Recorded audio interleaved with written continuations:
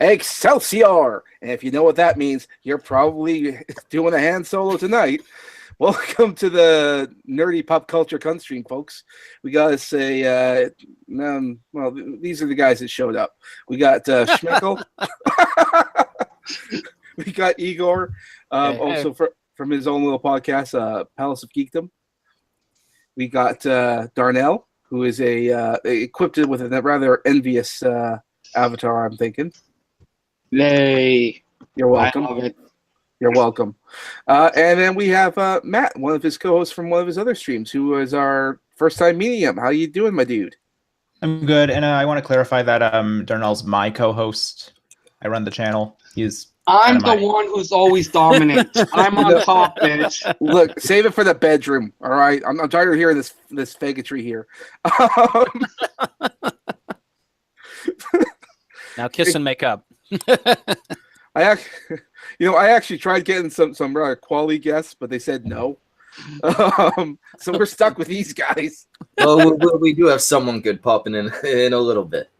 Oh, He's that's a little late. That's true. The internet's favorite mongoloid. That'll be cool. So, Soy Boys in comics. How about that? Comics had kind of gone down so into dumpster fire levels for so long. I had checked out for quite some time, unfortunately. Well, we should probably clarify what I mean by like the soy boy kind of stuff. I'm talking about Dan Slott and his run on Spider-Man, turning him into a complete and utter cuck, being letting his current girlfriend, I believe it's Mockingbird, or is that yeah, I get the birds mixed up. Yeah, well, it's here Mockingbird and what's her name from the DC Comics as the voice Black Canary. Black Canary. I get the fucking birds mixed up, with the exception of Robin. You can't fuck up Robin. you know we're Robin.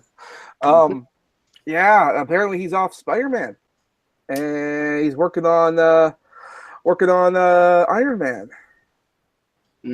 How you guys feel about that? I'm not too thrilled, considering I saw his tweet about how he intends to create a whole number of storylines to anger a number of Iron Man fans. And he even stated that in a tweet. He actually stated that he's going to piss off the fans? Yep. Yes. Oh, boy. Oh, boy. He once in a tweet asked if he could actually change the race of Daredevil. Still keeping him Catholic, but he can change the race. Oh, no. Please don't tell me that. Oh, I don't like it.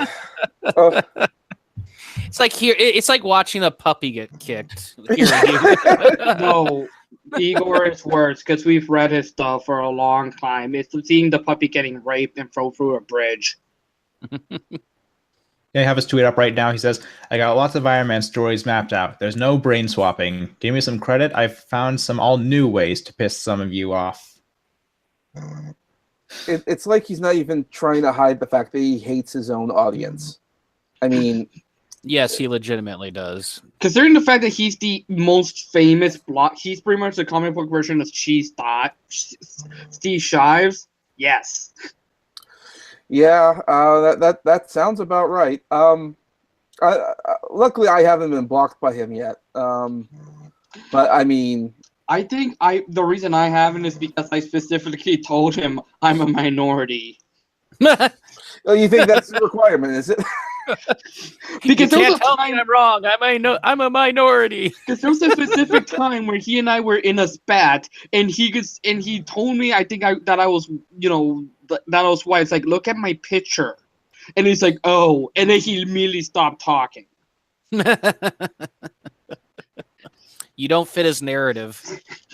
Do you think he's a bit bitter that he got kicked off of Spider-Man, considering how much he says he loves it? Yes. Considering 100%, the fact that the new guy that's writing Spider-Man, literally within 3 issues, is now becoming a fan favorite. Yes. Really? Like, yeah, Strip Zdarsky. First 2 issues were kind of meh, like a lot of poorly done dad jokes, but now a lot of people really like his book. Okay, yeah, Chip Zdarsky. That name does ring a bell. He's. I know that Diversity in Comics has been ripping on him for quite a while. That he's almost just as bad as Dan Slott, but not quite to that extent. So, why is he so much popular now? I think it's basically because his Spider-Man is more the back to basics Spider-Man. He's funny, like it's just fun. Like that's the other thing, where it's like, okay, we can tolerate your politics as long as you make Spider-Man funny again. Oh, okay. I don't know. I mean, Chip Zdarsky and humor don't really go hand in hand, but okay. I'll give it a go. I haven't actually picked up a Spider-Man comic in a while, just because I the cuck boy Spider-Man is just it rubs me the wrong way. Also, I mean, for me, because I read lots of Spider-Man, it was always Mary Jane that I always had a thing for, and without her in the picture, I just don't care. I know they tried to bring the fans back with that Renew Your Vows miniseries, but they kind of made him a cuck in that one too, and I'm just it just doesn't. Yeah.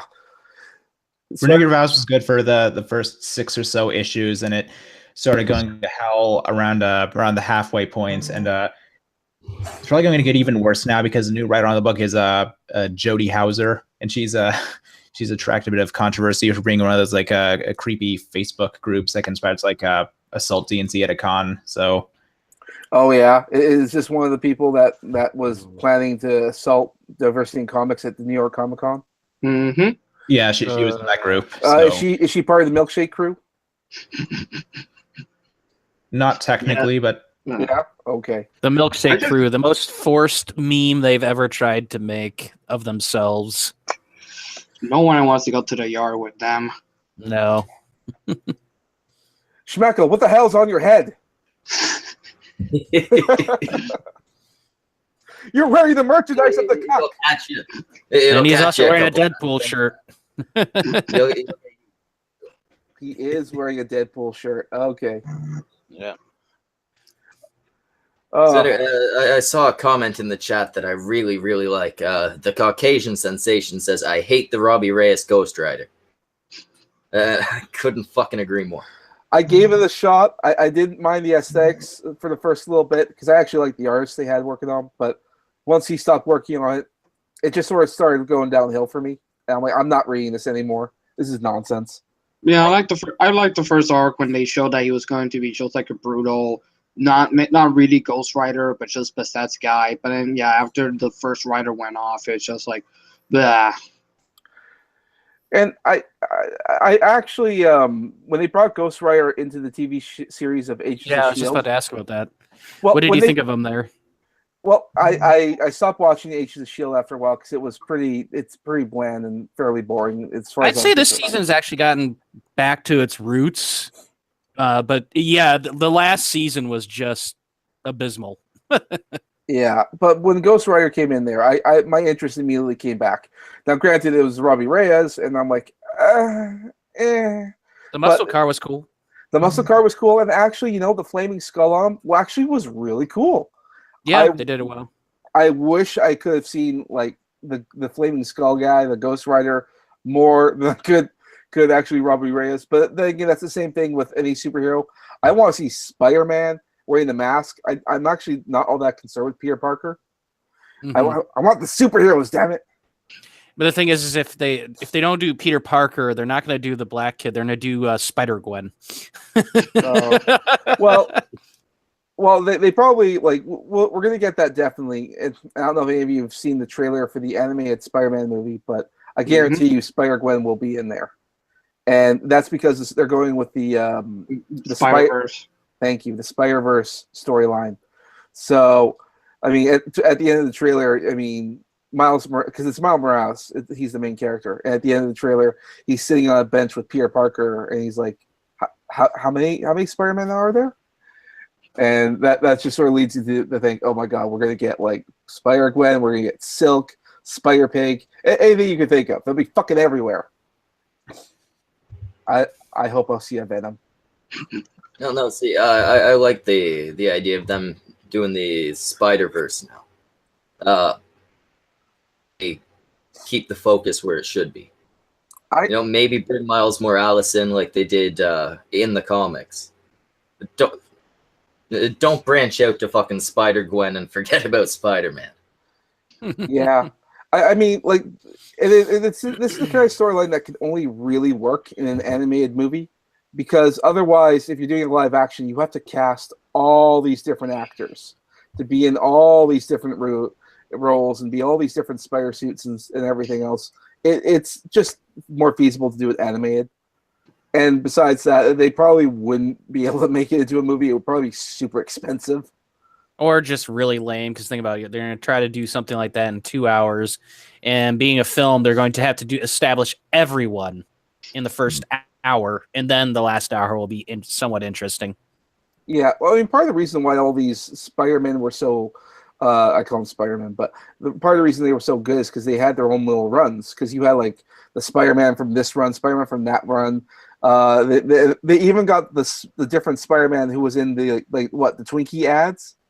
Oh yeah, the hostess fruit pies commercials. It was in the comics though. They even had that in there, and we got to see that particular Spider-Man killed brutally by an inheritor. And I'm like, how, you guys even went to the fucking ads? There was a point to where the Spider-Man from the fucking newspaper strips was in it, and he survived because we still need to keep the newspaper strips. Yeah, that's why I love that Spider-Verse one. They even brought in that the fucking Japanese one with the mech. And I'm like, from the original that they did. That's the inspiration for Power Rangers. It's like Chad is asking that I slay Schmeckel because of his hat. I've seen that. Beardbarian seems to think I'm an imposter. As I said last time, if I was the fake one, I wouldn't have the beard. Mm-hmm. This is true. The other wouldn't be a cunt.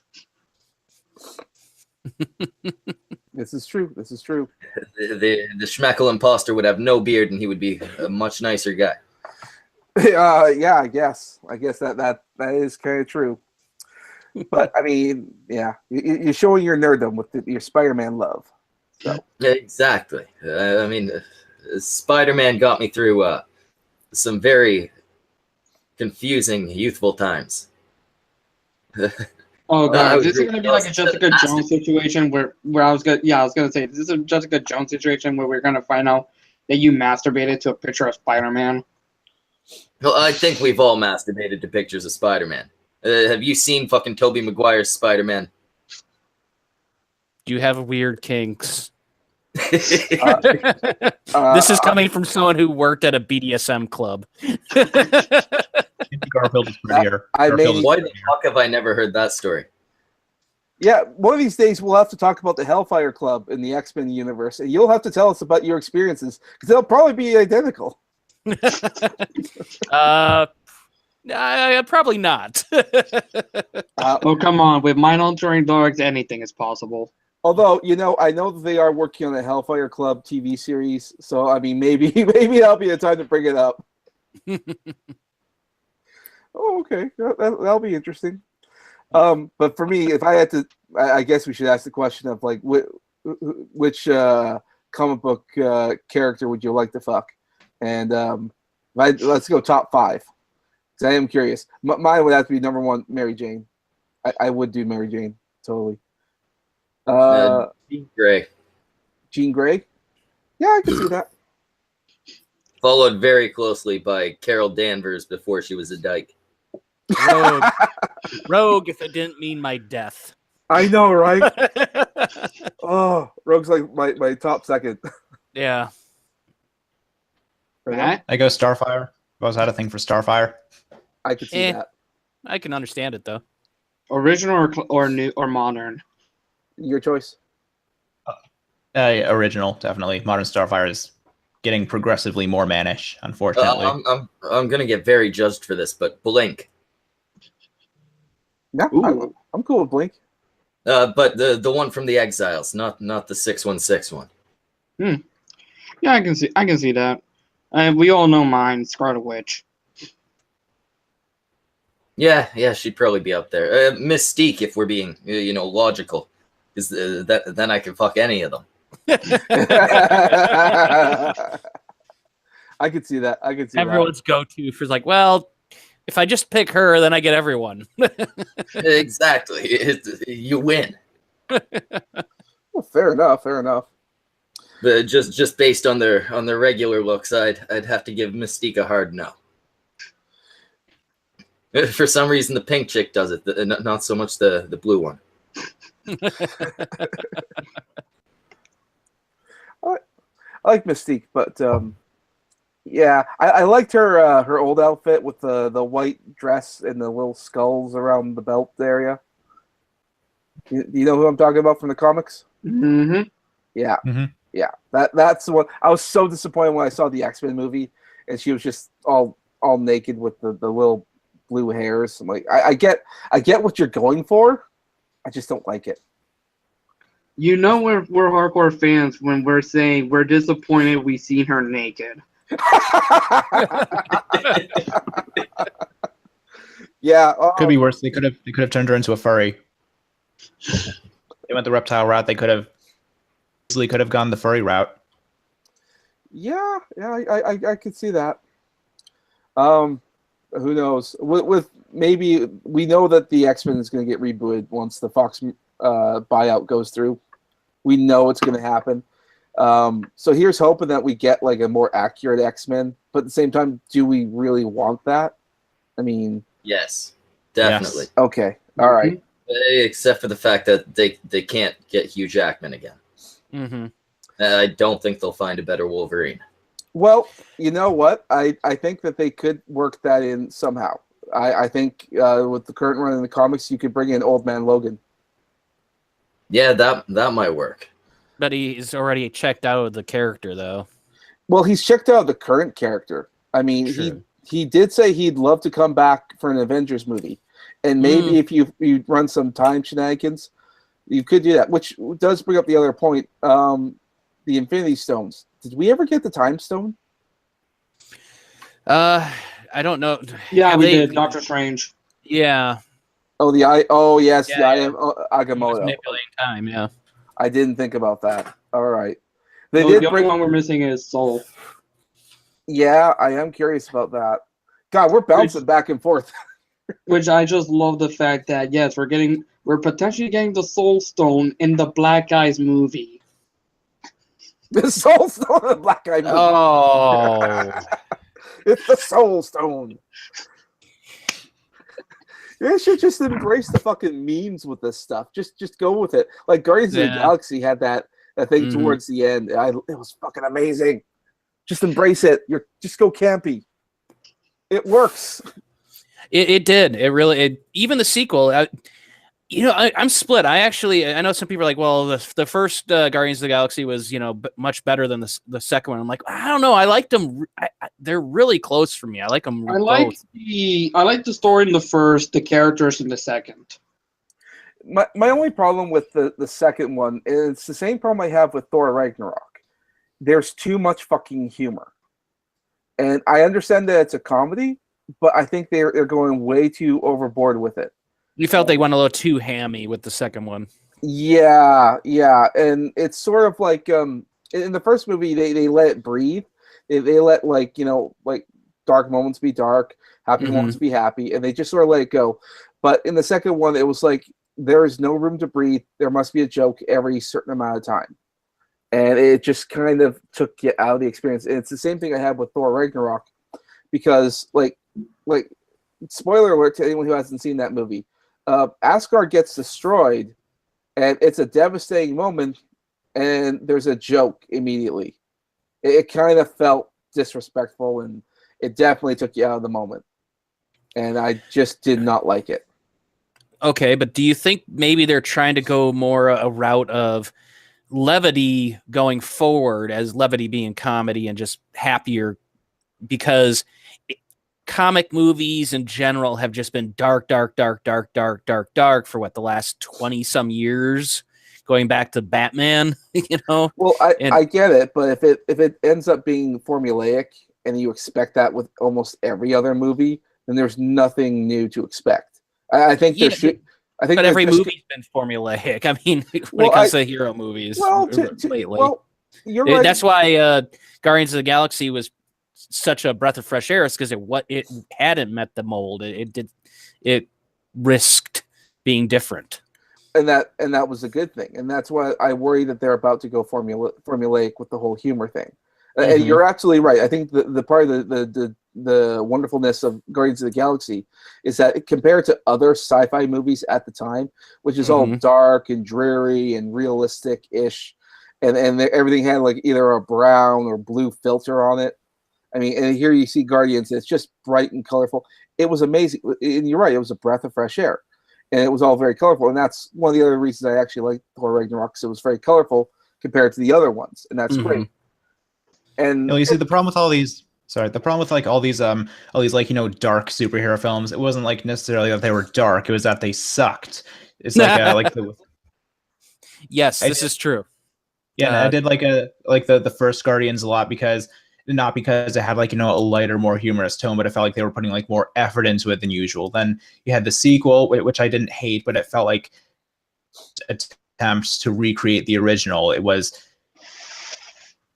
retread of the original, and it's like, honestly, I'd have been fine with like a much darker Guardians movie if at least the writing was better, because honestly, it's not really so much about the tone for me. It's about how hard are the filmmakers trying. So, well, like I'll give you another example, like in the comparison of the two Guardians movie. In the first one, you had Ronan.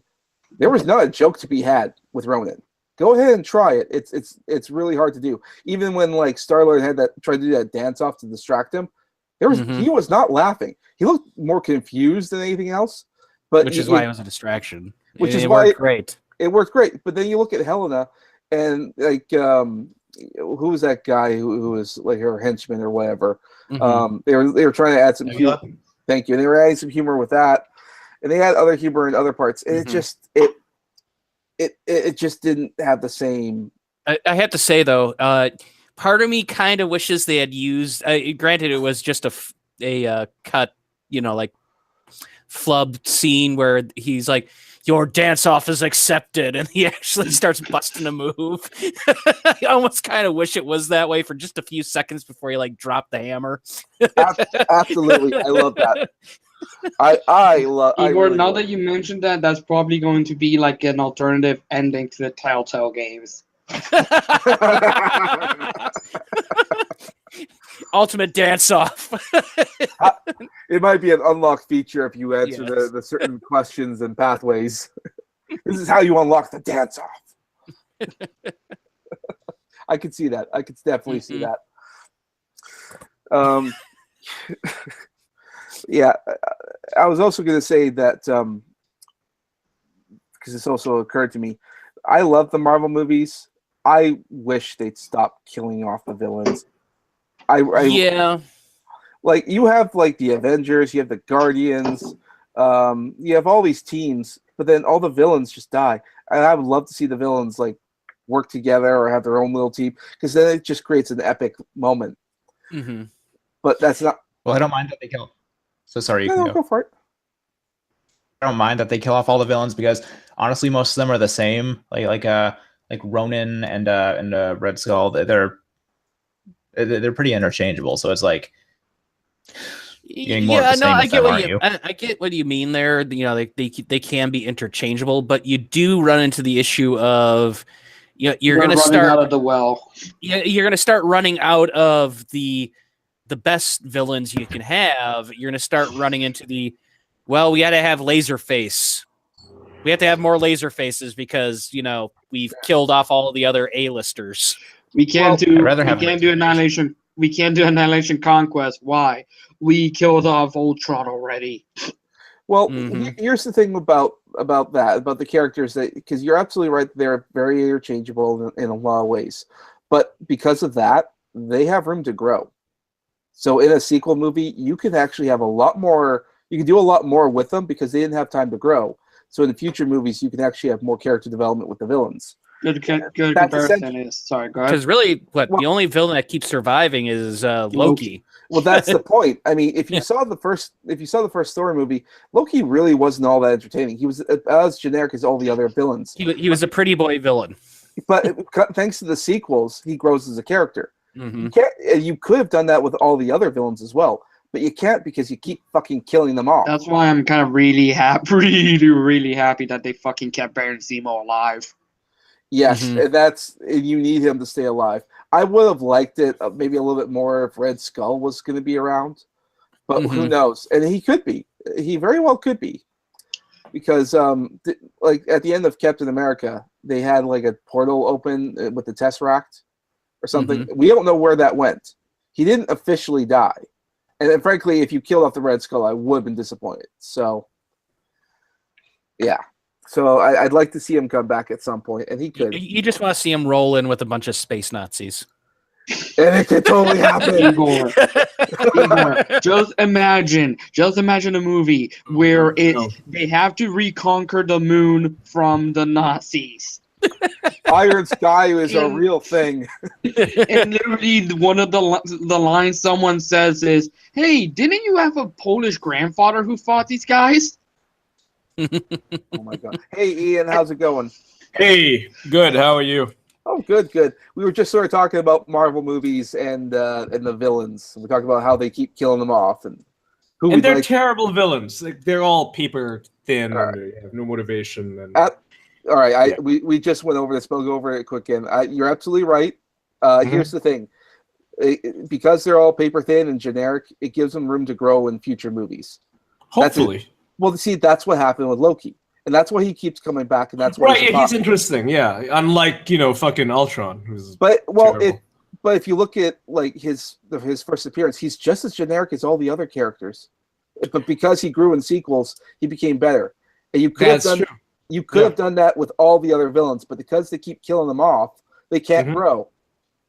Well, the thing with Loki is that like even in the first Thor movie, he still kind of stood out because he did start off as kind of a good guy, and then throughout the course of the film, he like kind of turned more evil. I mean, have any of the other Marvel villains really like started out really had an arc like that, where they started out not so evil? I would say maybe the Ironmonger. You throughout the beginning of the film, you feel that he's the buddy, the friend of of Iron Man at the beginning of the film, and then he was like 20 minutes in the film, he's like, there's something off with the guy. But say the guy that was the main villain for Winter Soldier, the Shield guy. Yes. Yeah. Well, the thing is, they were evil from, as I recall, technically evil, but Jeff Bridges and Iron Man, he ordered the hit on Tony, so he was the villain from the start. He just you'll want to refresh there, Matt. You're botting out. Goddamn Florida internet. The Jeff Bridges character, I think he would have been more interesting if they had made him a character for all three of the Guardians of the Galaxy movies, right? Not just kill him off in the second one. Mm-hmm. Yeah. Because he's a very interesting character by himself. He's what they could have done is they could have done a 3-episode arc, right? In the first one, he's basically the good guy. You trust him. The second one, okay, there might be something going on here, but he's still a good guy. And then the third one, you're like, oh, he's the asshole. He's the big reason why everything is the way it is, and he's turning everything to shit. And then it's like this sad moment where our hero has to go kill his own dad. Yeah. That would have made more sense. But I don't think they even planned for the first movie to be a big success, which is why they couldn't do it. Yeah, that's unfortunate. Yeah, and I remember there was an interview with the guy. Didn't he state that they really hadn't decided on who his father was yet at that point? They just knew they didn't want it to be the original comic book character father. I zoned out there for a moment. Which one are you talking about again? Ego, the Living Planet. Right. I know that part of the reason also for Ego is because technically that's a Fox villain from the Silver Surfer universe, and that's owned by them. And so he's on I think a 1-movie deal. So they pretty much had to finish him off. Oh, that sucks because he's so good. Well, here's the thing: if the Fox buyout goes through in the next 8 months or however long it takes, I'm sure they can find a way to bring him back. I mean, no one says that Thanos can't. He'll probably get like all the Infinity Stones. He'll probably bring them back if he wants Snap to. all the fingers. Hey, you have to fight all of your worst nightmares. All the villains come back. Yeah, well, he could do that. And I remember hearing that the actor who played Quicksilver in Age of Ultron, he signed like a 6-movie deal. He's only been in 1. So Wow. Okay. So Interesting. Like they could use him in flashbacks, but he'll probably come back in other forms. That's why I'm pretty sure like some of these characters won't be the end of it. Like with Thanos, I see why he'd bring back Ego, because Ego's a pretty powerful character when you think about it. Mm-hmm. So if you can bring him back and say, hey, you fucking work for me now, why wouldn't he? I mean, that'd be a huge deal. And it would also be a good arc, right? I mean, because he wouldn't like Ego working for another person. He would hate it. And so, if you're, the Guardians of the Galaxy, you'd want to free him, even though he's your enemy. He's like, okay, but he's still my dad. I have to, save him from being enslaved by Thanos, right? Yeah, my dad, who I killed, I gotta go save him. Yeah, that would be. That would be a real mind fuck, yeah. It'd be a huge mind fuck. I would dig it. I would dig it. Yeah. Yeah. And then if Hell comes back and it's just you just have this exchange with Thor and Star-Lord. It's like, that's my dad. That's my sister. Fuck, we're fucked up. That would be that would be interesting. I'd be loving to see that. In the case of Quicksilver, like there again with Thanos, if I had to ballpark it, I'm going to say that Thanos wants to get to Vision to get his stone. Can't quite get to him. So he probably is going to use Scarlet Witch, whatever her name is in the movie. I can't remember. But he'll probably use Wanda. And he'll probably like tempt her like, hey, I can bring back your brother. You just got to help me get Vision. You just gotta help me take the batteries off of your vibrator.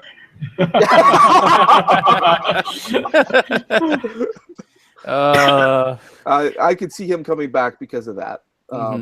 It totally would happen. It would be pretty awesome. Here's a good question. Do you think they'll introduce the character Death? The chick that he's always been obsessed with.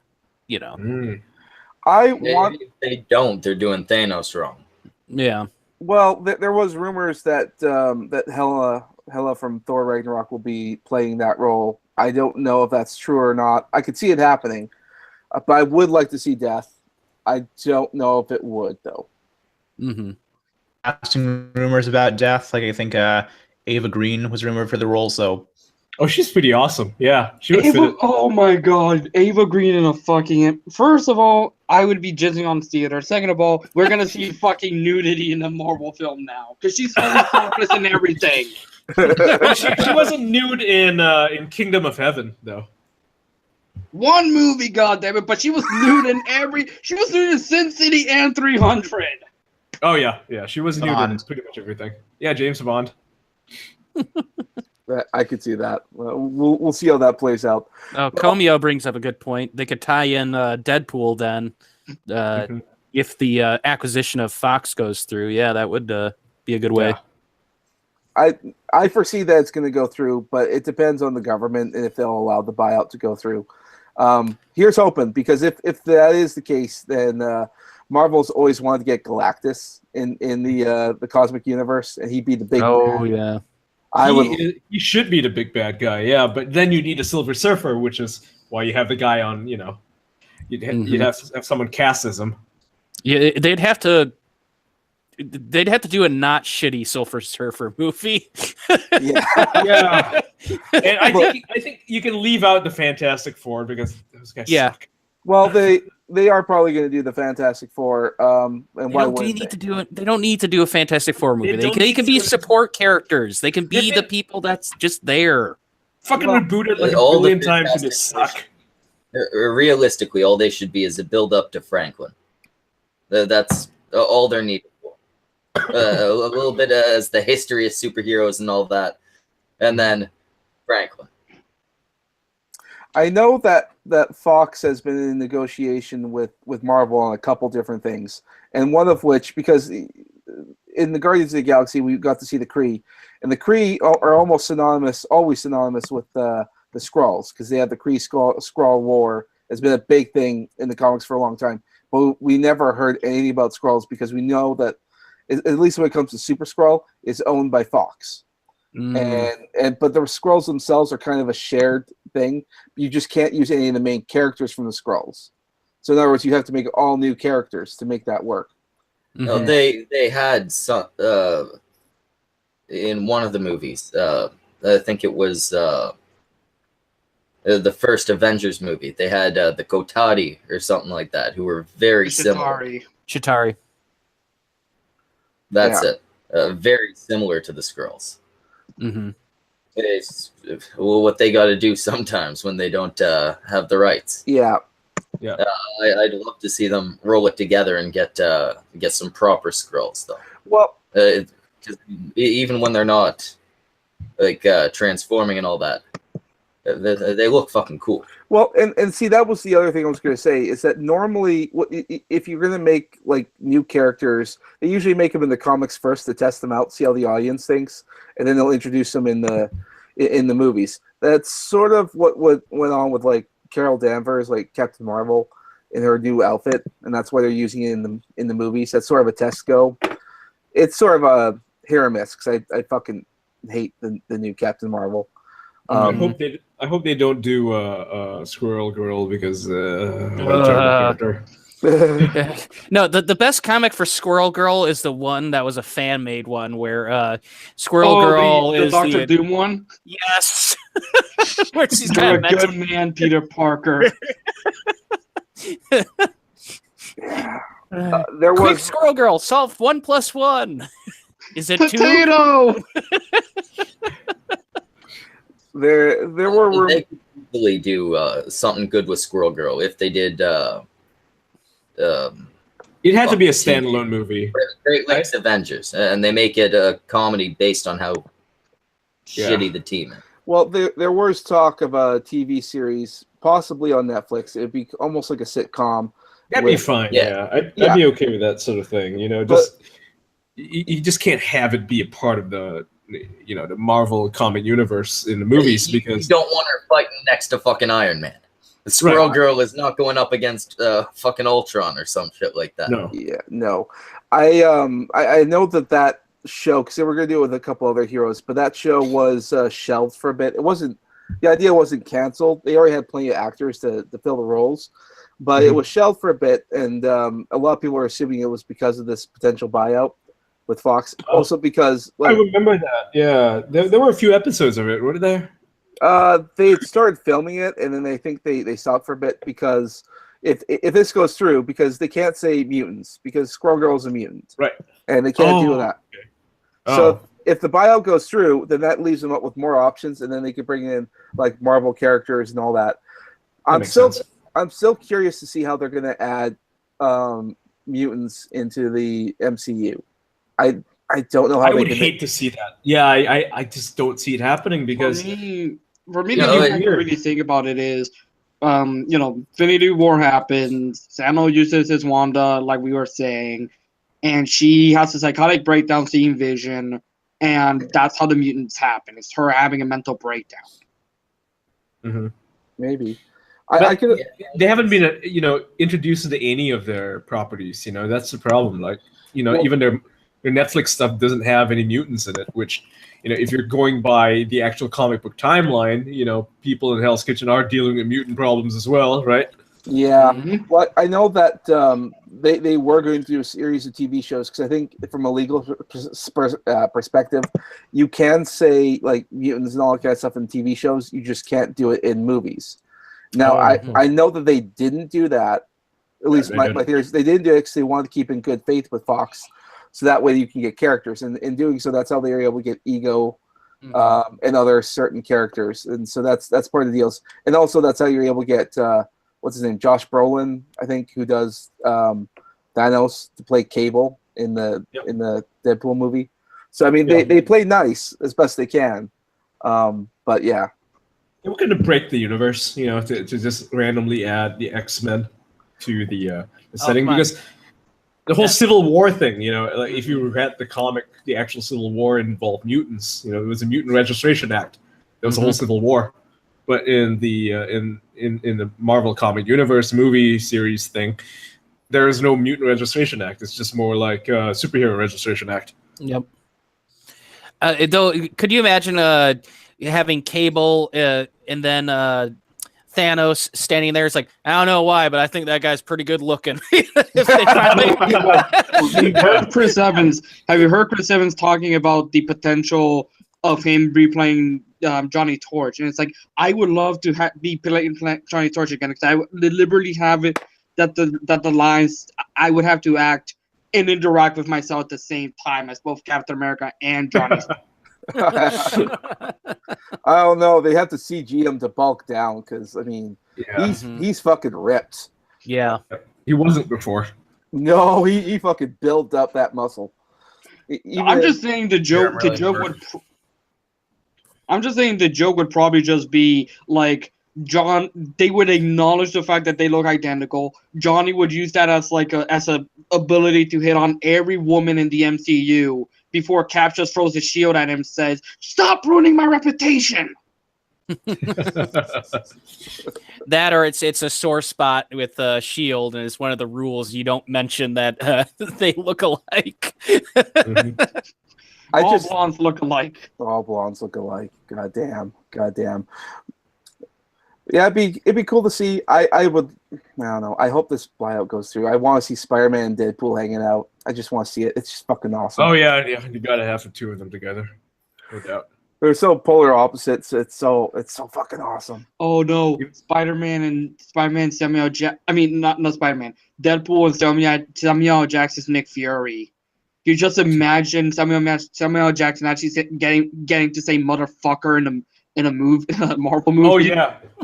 Well, the rumor is that they're going to keep the Fox logo and all that kind of stuff, and they'll be their own division, and they'll let Fox do the R-rated stuff. So that way, if you see a Fox movie and the character shows up there, then they get to do it. But it'd be a great little outlet for the actors. I mean, I'd love to see Captain America go in there and just get shot at and go fuck. Oh no! I just want Samuel L. Jackson then complaining about like a bunch of cloned superheroes. What? Get all these motherfucking clones off this motherfucking airship! Yeah, it would work. It would totally work. It's always fun to think about. I just want it to happen. My geekdom is going overboard. But there's still certain characters that are still owned by other ones like Sony and Spider-Man, and Universal still owns the Hulk. So, and is that why? That's why he doesn't get his own standalone now, right? For so what the rumor is, and this is how how it's been sort of explained. I think I heard it on like Midnight's Edge. But if you take all the scenes of the Hulk in the last Thor movie, and then you look at all the scenes from the next movie that he's going to be in, which is probably going to be from I see the trailers, I think he's going to be in Black Panther, and then see all the scenes that he's going to be in from the next Avengers movie. Is essentially, if you take all those Hulk scenes, you put them together, they form one big movie, and that's the idea that they're working with. So that's the only way. If you get like a fan edit out there, that's the only way you're going to get your own individual Hulk movie. Because, I mean, Marvel, they're not going to make a Hulk movie because all that money goes to Universal. Yeah. So, I mean, to be fair, how good can you really make a Hulk movie? It would be boring. It depends on the storyline. I mean, I don't know. World War Hulk would be good. World War Hulk, Future Imperfect Hulk. What about the Hulk that they made in the latest Thor Ragnarok one, like the Space Hulk? I liked him. There was a lot about him to love. He was just a lovable green, emotional. Yeah, personality. He was like a big child, and I fucking loved it. Yeah. But that movie was just fun. I can't wait for it to come out on DVD. I would love to see it again. Or, well, not that I approve of torrenting, but I mean that's always an option. It's torrent. I believe it. But I want like there are some things I feel like you really should spend money on just to show your support and say, yeah, this I want more of this. I just wish they listened to the fans a bit more. And I want to say there's too many laughs in this movie. All right, tone it down a little. Mm-hmm. Like, don't crack a joke when the guy loses his whole planet. I know, yeah, it's not cool. Or like one of the other villains in that Thor Ragnarok was actually Fire Lord Surtur. He was like this big badass something or other. He's trying to get out his evil plan, and Hulk's like, or Thor's like, oh, hold on, I just need to turn. Wait till I can see you, and he's just cracking jokes all the way. This is literally the guy who's going to destroy your home. Yep. A little more levity would be nice. Yeah. But I made that point a few too many times already. So do we? No, it's a problem in both directions, though. They go that direction, or you end up with the Dark Knight Returns, which just kind of looked back at the Dark Knight and said, "Hey, gritty worked for that. Let's dial it up to 11." Yeah, you need a balance between the two. Something like I think it was the second X-Men movie. Might be the first. Gritty with some jokes thrown in. Yeah, they were. It was both of them, but mainly the second. I agree. I think a nice balance is best. You know what was the best movie for me personally? It was the second Captain America movie. It was like like a spy movie. It was also very serious, but also very funny at the same time. Yes. There's levity in it. It's like James Bond, basically. With four heroes.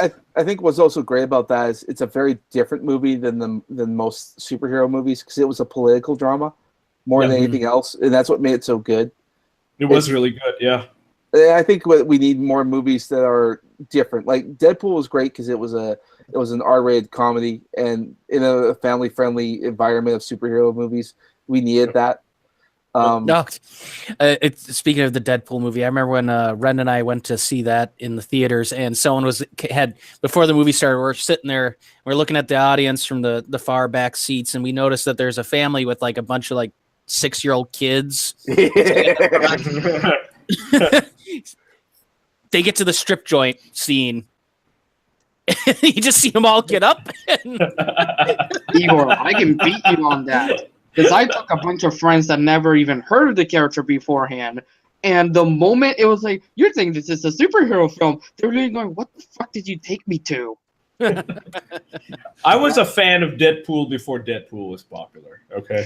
I took a Muslim girl to see that movie. Apparently my wife's corrected me. It was a 7-year-old. I was really surprised by boobs in the superhero film. Haven't they seen Barbed Wire? No, full on Nookie as well, because that scene had everything in it. Oh yeah, Deadpool had they had a lot of sex in that movie, and it was awesome. Mm-hmm. Not a lot, enough. The International Women's Day thing always makes you cringe, but I mean that's the joke of the series or the movie. But yeah, we need more movies that are like not the cookie cutter superhero stuff. Like Ant-Man. Ant-Man was pretty good. It was a heist movie. I fucking didn't like it. Well, didn't like that the focus was Scott Lang. Okay, that's fair enough. It would have been nice to keep it more, to the action. Hey Igor. Mm-hmm. Ren says Happy International Women's Day.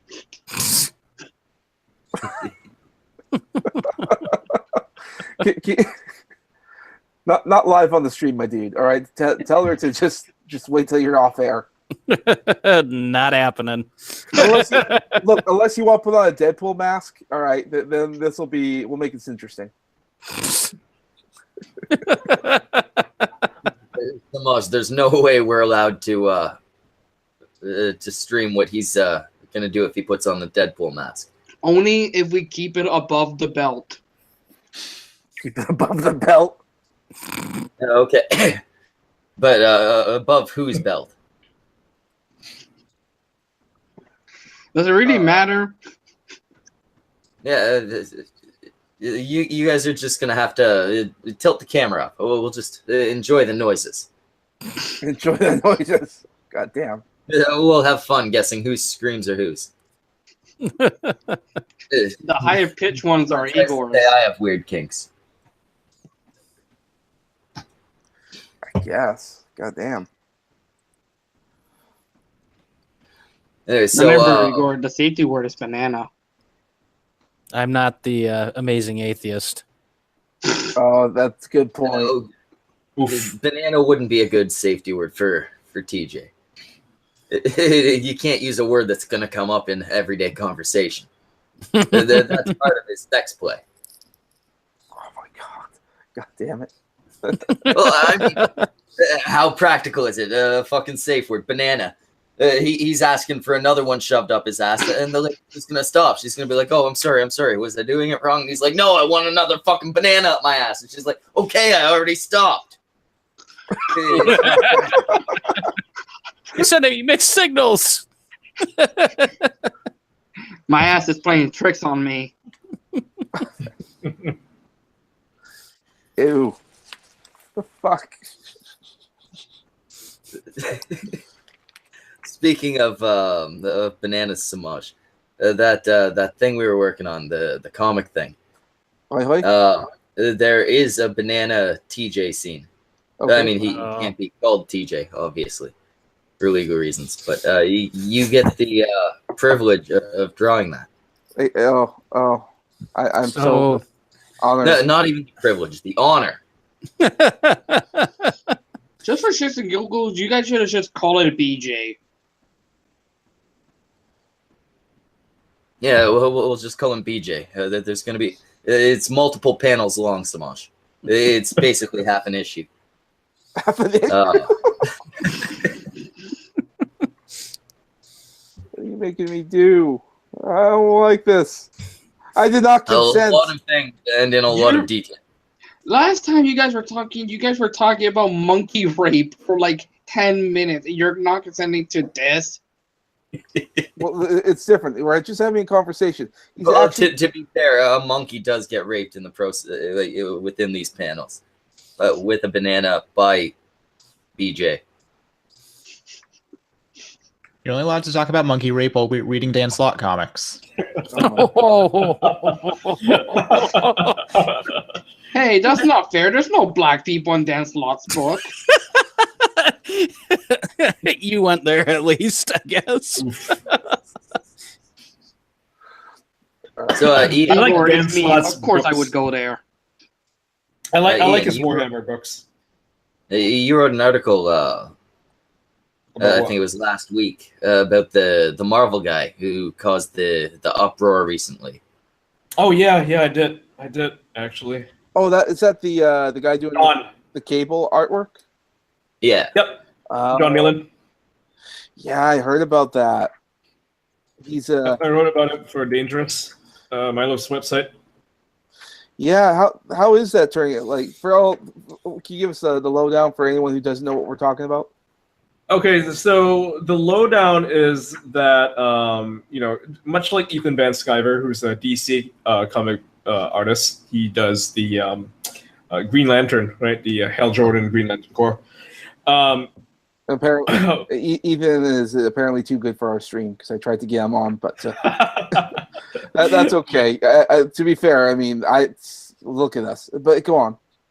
Yeah, okay. So John Malin, basically, he conducted an interview recently on a YouTube channel. So you can probably get him, okay? His very tiny channel, much smaller than this one. He basically called out social justice warriors. And what he, after the broadcast, a bunch of people pointed out to him saying, but the X-Men are literally social justice warriors. So his response is pretty good.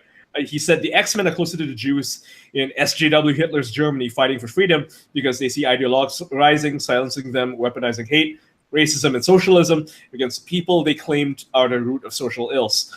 SJWs are not Nazis, but the Nazis are definitely SJWs, and the X-Men are not SJWs. That was his response. And after he wrote that, guess what happened? Everybody tried to get him fired. Of course everybody was. Yep. Because, guy can't have an opinion, right? You had even this actress, Chase Masterson, who was a Deep Space Just remember, Nine. you have to goose step in line when you're in the social order. Yeah, everybody just... Masterson. I've heard that name. Who the fuck's that? I have no idea who she is. I just know that she's an actress on Deep Space Nine. Yeah, they all went after him. You know, they had like thousands of fucking retweets. They're like, "Oh, I guess you just lost your job, huh?" Or, "Well, I guess that's your job. Bye bye." You know, all this shit. And there are people begging other people to email Marvel.com, and this whole fucking campaign of anger that he all he had to do was say that the Nazis were SJWs, and everybody got fucking mad, right? Well, not everybody, but the SJWs, right? And so he doubled down. He, instead of apologizing and saying, "Oh, this is my mistake, I didn't mean to say this," like, you know, everybody fucking apologizes these days, right? It's so pathetic. He instead he doubled down and he said, "Glad to expose the viper's nest that is the growing SJW infestation of this industry that is killing creative voices that politically differ, afraid to take creative chances for fear of the slightest offense, including attacking a 95-year-old Stan Lee and closing down comic book stores everywhere. Comics are likely the most diverse and inclusive industry you'll find. It's very designed allows for anyone to see a whole and create a product, putting it into the market, and contribute to representation. You can be the solution here. You don't just have to be a spectator." The last one was a response to someone who was crying about how comic books were not diverse. So you gotta love the fact that even when you call the Nazis the worst thing you can think of, they still outcry. Well, and some people have a hard time connecting the dots as to why they would say that, because like Nazis were literally the National Socialist Party. And a lot, they're socialists. Yeah, they're socialists. And a lot of these people who would identify as social justice warriors are essentially on the socialist end of the spectrum. Mm-hmm. And another thing, it doesn't even matter as far as any of that shit goes. Yeah, the Nazis, socialists, there's that whole argument. What it comes down to is the tactics used by the Nazis, by fascists, and the tactics used by social justice warriors. Yep. And when you look at them, they're a little too similar for comfort. They're fucking brown shirts is what they are. Yeah. They're identical. Yeah, so the thing about his tweet is like, I don't like the Nazi comparison. I think that's a bit overdone. But at the same time, he never actually called anyone a Nazi. He wasn't like, he even said like I'm not saying SJWs are Nazis. He flat out said, no, SJWs are not Nazis. But the Nazis were SJWs. That's right, yeah. They were social justice warriors, right? Well, to their fucking society, the Jews were the injustice, right? So they had to fight against that. A lot of that was also identity politics that would go on in that area. That's exactly what we're getting right now with identity politics. So the connections there are pretty apparent. Mm-hmm. So, and I mean, it's not a perfect comparison. Yeah. But it's there. Like even nowadays, you can look at Paul Nehlen, right? That fucking idiot. He's always going on about the Jews, right? And his followers are all these 1488ers. They're just as retarded as he is, and they're the way that they speak about other people. When they talk about the Jews, for example, is almost identical to how the SJWs talk about problematic people. Mm-hmm. Like it's two sides of the same ugly coin. Right, and everybody else, like whether it's the Republicans or Democrats, or whatever, who are moderates, who are sitting in the fucking middle, you're like, wow, these two groups are just fucking insane. It's batshit. And the SJWs will call you a Nazi, and the Nazis will call you an SJW if you disagree with them. It's incredible. And a callback to our earlier discussion about the Thanos and Hala thing. Oh, the little image you got there. Mm-hmm. I like that image, yeah. The girl you like, her father, her ex, her brother, her adopted brother, and you. That smiling Thanos image, that's fucking awesome. Oh, yeah. Matt, do you remember the one you retweeted about Joss Whedon? Which one? Matt, he retweeted one where it's essentially saying, I'm not saying they based Thanos off Joss Whedon, but it's just the picture of Thanos and the picture of Joss Whedon. Yeah, he does look like him. Yeah. that fucking massive chin. I both hate and love it. Yeah. Joss fucking Whedon. Man, who would have thought that Joss Whedon would be the biggest fucking creep, huh? Well, I mean, we've come to sort of realize that if you like passionately call yourself a feminist or a social justice warrior and all that kind of stuff, you're usually doing that for a reason, and that doesn't really all that surprise me. I guess I look at social justice warriors the way I look at certain groups that hate on like gays. The louder they screech about something, the more likely they are the ones committing certain acts that they are quote against. Yeah, it's the Patton Oswalt joke of woke male progressives of today are the conservative evangelicals that turned out to be gay of yesterday. Yep. And also the second point, Matt, you better like a really strange joke coming from Patton Oswalt. Matt, remember that poll you did about who was going to be the next Predator? Yes, I do remember. The funny thing is, the person who got the least amount of votes, Max Landis, was the winner. I don't believe the accusations against him. That's the thing. I do, just because of the kind of person he is. How do you know? I mean, he is what they say he is. I mean, this is a guy who's got like fucking weak ass, fucking. He's like a fag, right? He's not gay, but he's like a fag. That's what I'm saying. Well, I'm not saying they're true. I'm not saying it's just if they turned out to be true, I wouldn't be surprised. Oh. Sorry, go ahead. He argues with feminists all fucking day. Like this is not like he's a very outspoken dude. Like I see that he calls himself a feminist and everything, but he still argues with them.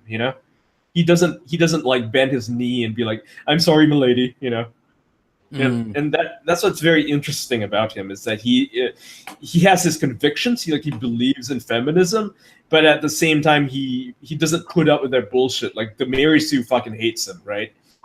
And he will call them out by name. He won't subtweet them. He will just straight up call them out for being a bunch of assholes to him because of what he called Ray a Mary Sue, and that is unheard of from SJWs because. You don't talk shit about Ray. How dare you?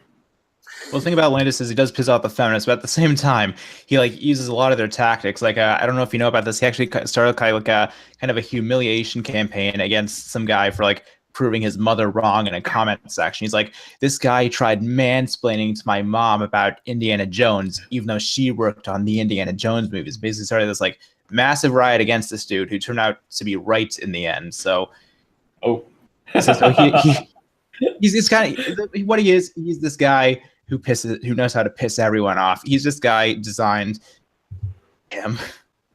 Mm-hmm. Well, that makes sense.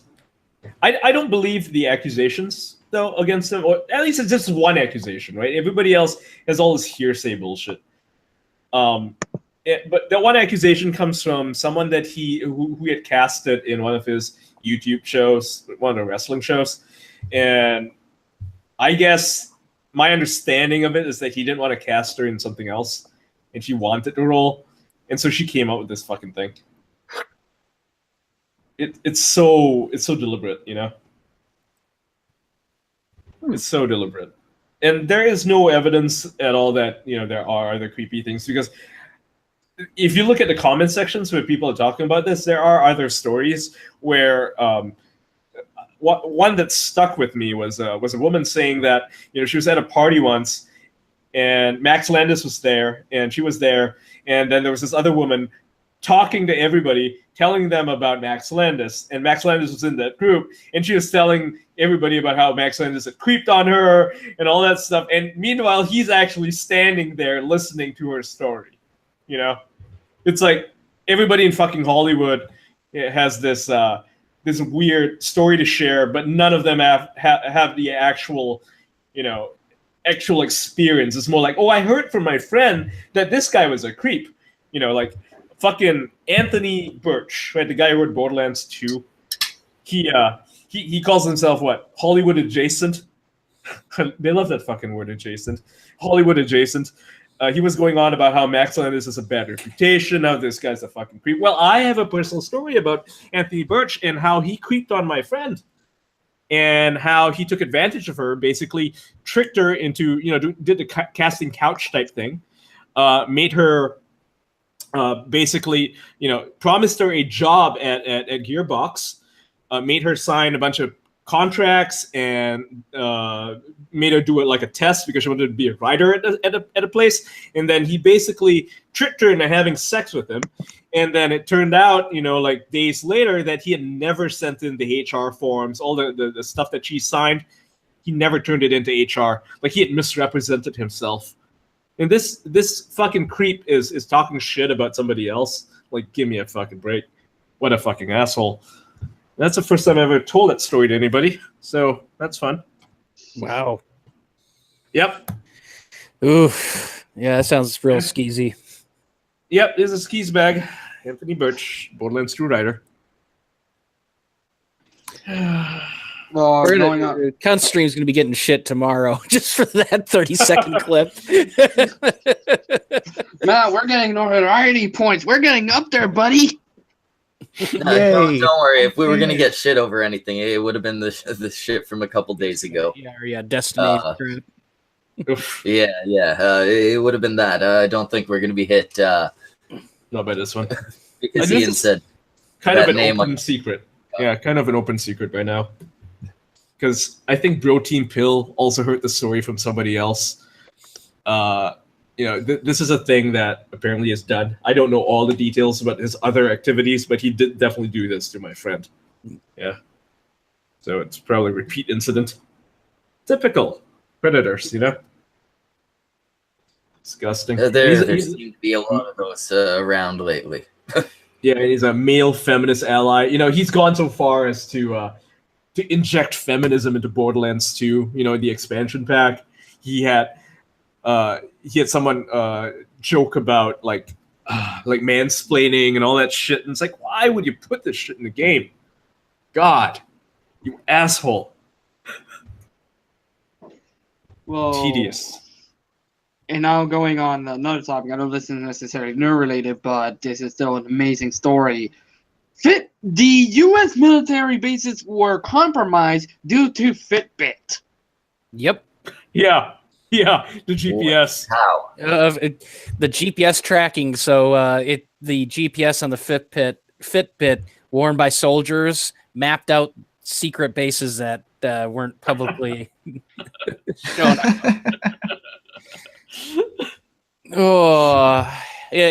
How is that for fuck you for security? It's like, we've implemented billions of dollars, trillions of dollars in securing our military bases. One dude with a Fitbit and a need for speed. Igor, I was telling this to my law professor because he didn't hear the story, and then I immediately say to the professor, can you just imagine the corporals or whatever high-ranking military officers? It's like, sir, we've been compromised. Who was it? The Chinese? The Russians? No, Fitbit. And the general just goes, what's it fucking Bobby again? No, that's it. No more PT duty.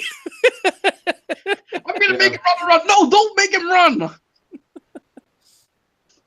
No, object of hate is not just Fitbit. Others too. Yeah. All Western armed forces are worried about that. Anything with GPS, right? Anything with GPS. Cell phones and anything. That's a massive insecurity. Yep. Garmin, Jawbone. Is fucking Pebble Watch even still a thing? I thought they went out of business. They went out of business. Yeah, they're done. Yeah. Here's something for the nerdier side of things. How do people feel about the fact that Tarantino is going to be directing the next Star Trek film? Oh, I'm so fucking excited. A lot of alien feet. I kind of want a scene with Spock with the stuck in the middle with you music playing and someone being interrogated. It needs to be violent as hell, like just seriously over the top. Like it needs to be it can't be one of those typical Star Trek movies where they're adventuring and exploring space. No, it has to be a locked in a room drama, like all those other movies. Because those are the best, right? Like fuck, I'd love Kill Kirk. Kill Kirk Part 1 and Part 2. No, it's an entire movie based on the Mirror Universe, and it's all just an entire bloodbath. Yeah, Terrence. Kill everybody. Apparently, the brand was Strava, not Fitbit for the Fitbit Strava? store. Yeah. It's an app. Oh yeah, it's an app. Yep. Yep. Ooh, they released a global heat map. I see. Yes, they did. Yes, they did. My favorite is that there's one road in the Congo, one fucking road that is bright red.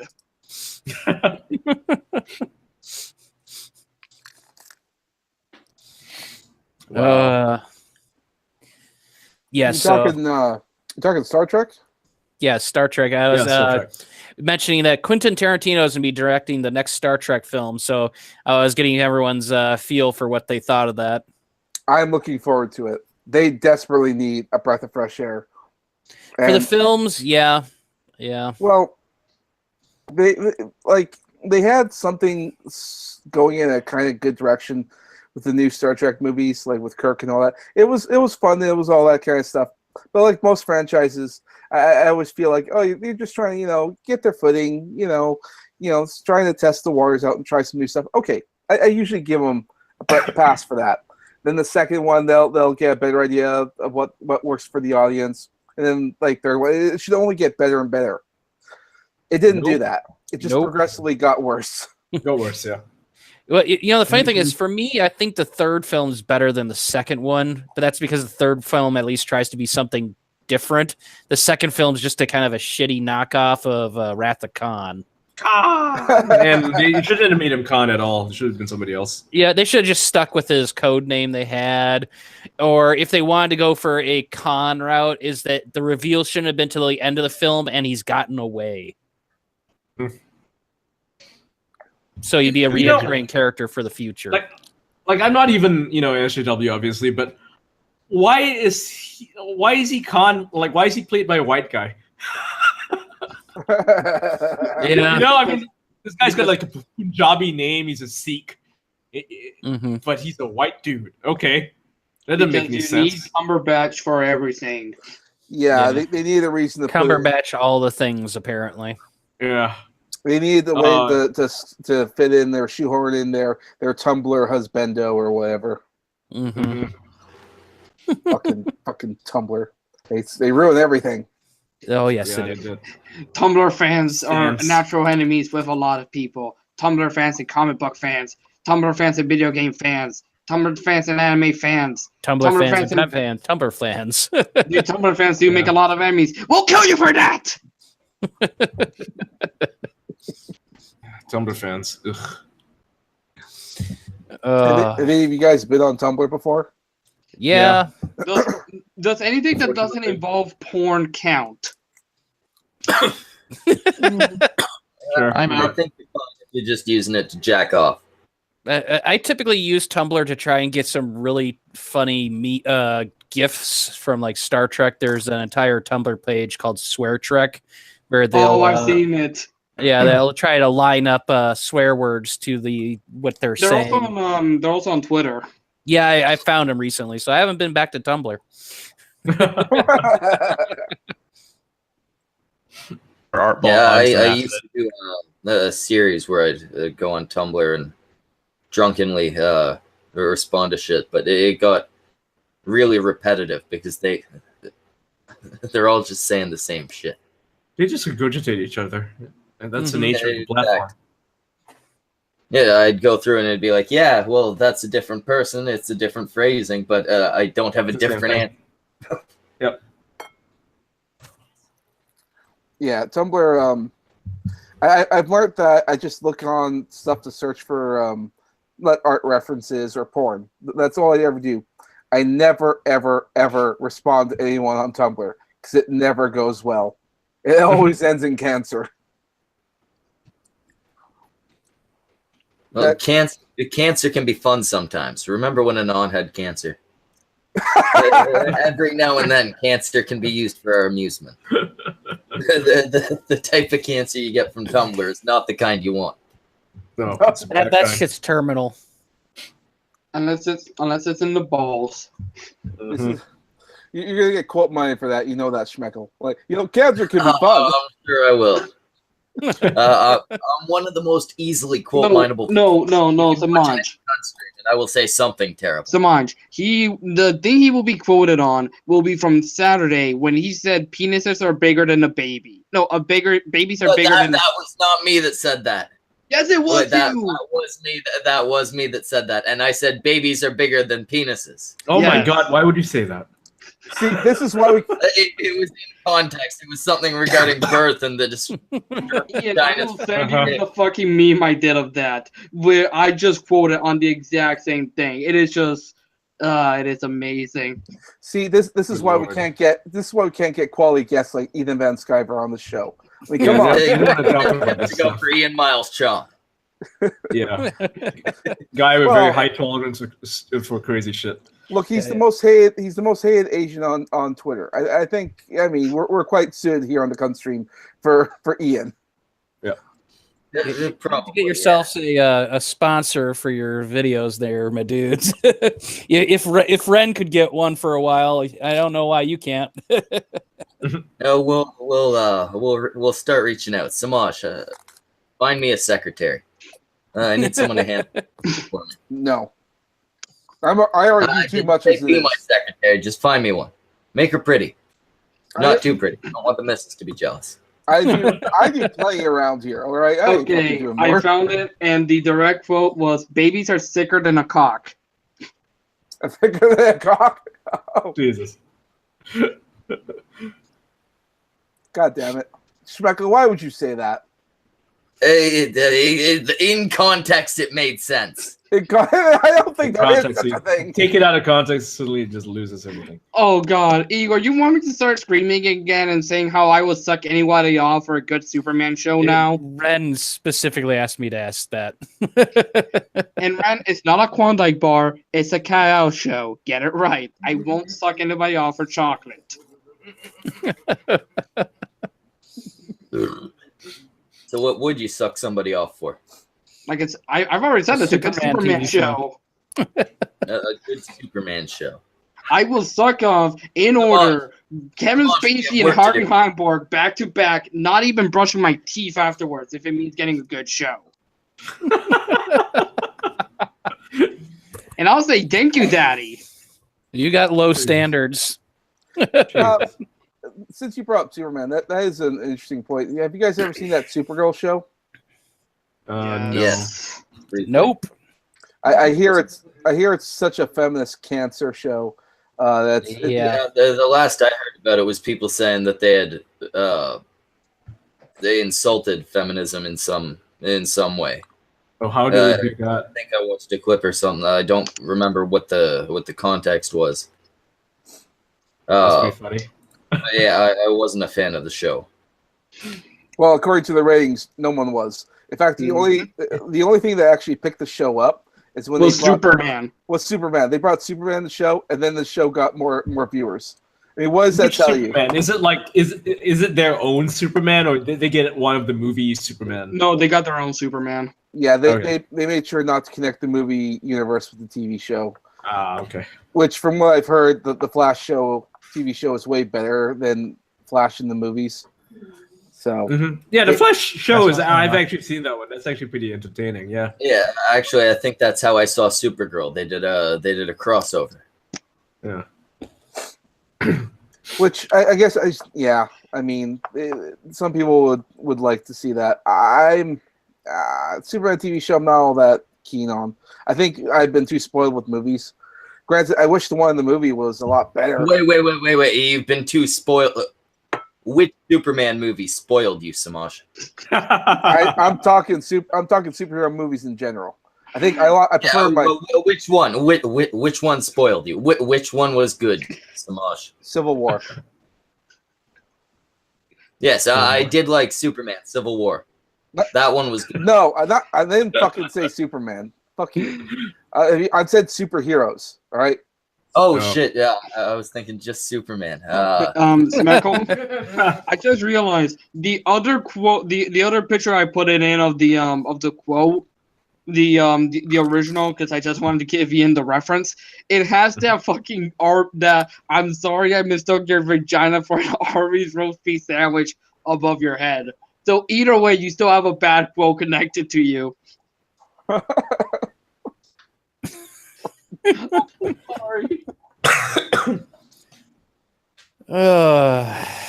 So we got some Dr. Jordan Pickleson, PhD, I'm assuming, probably not MD, asking, talk about writing improperly edited articles. I'm assuming that's a jab at you, Ian. You're the only one that writes articles. Which article though? Which article? I would like to know. Yeah, Jordan, doctor. I can only assume he's referring to the one where you were like super mean to that games journalist about Cuphead. You were just a fucking bully, all right? You fucking. Well, wait, was it the one where he was talking about the games journalist who was complaining about how hard Cuphead was? He couldn't get through the tutorial. I'm just waiting what the day journalists have to write a review for the remastered Dark Souls. It's the Dark Souls of. It's Dark Souls of Dark Souls. Oh.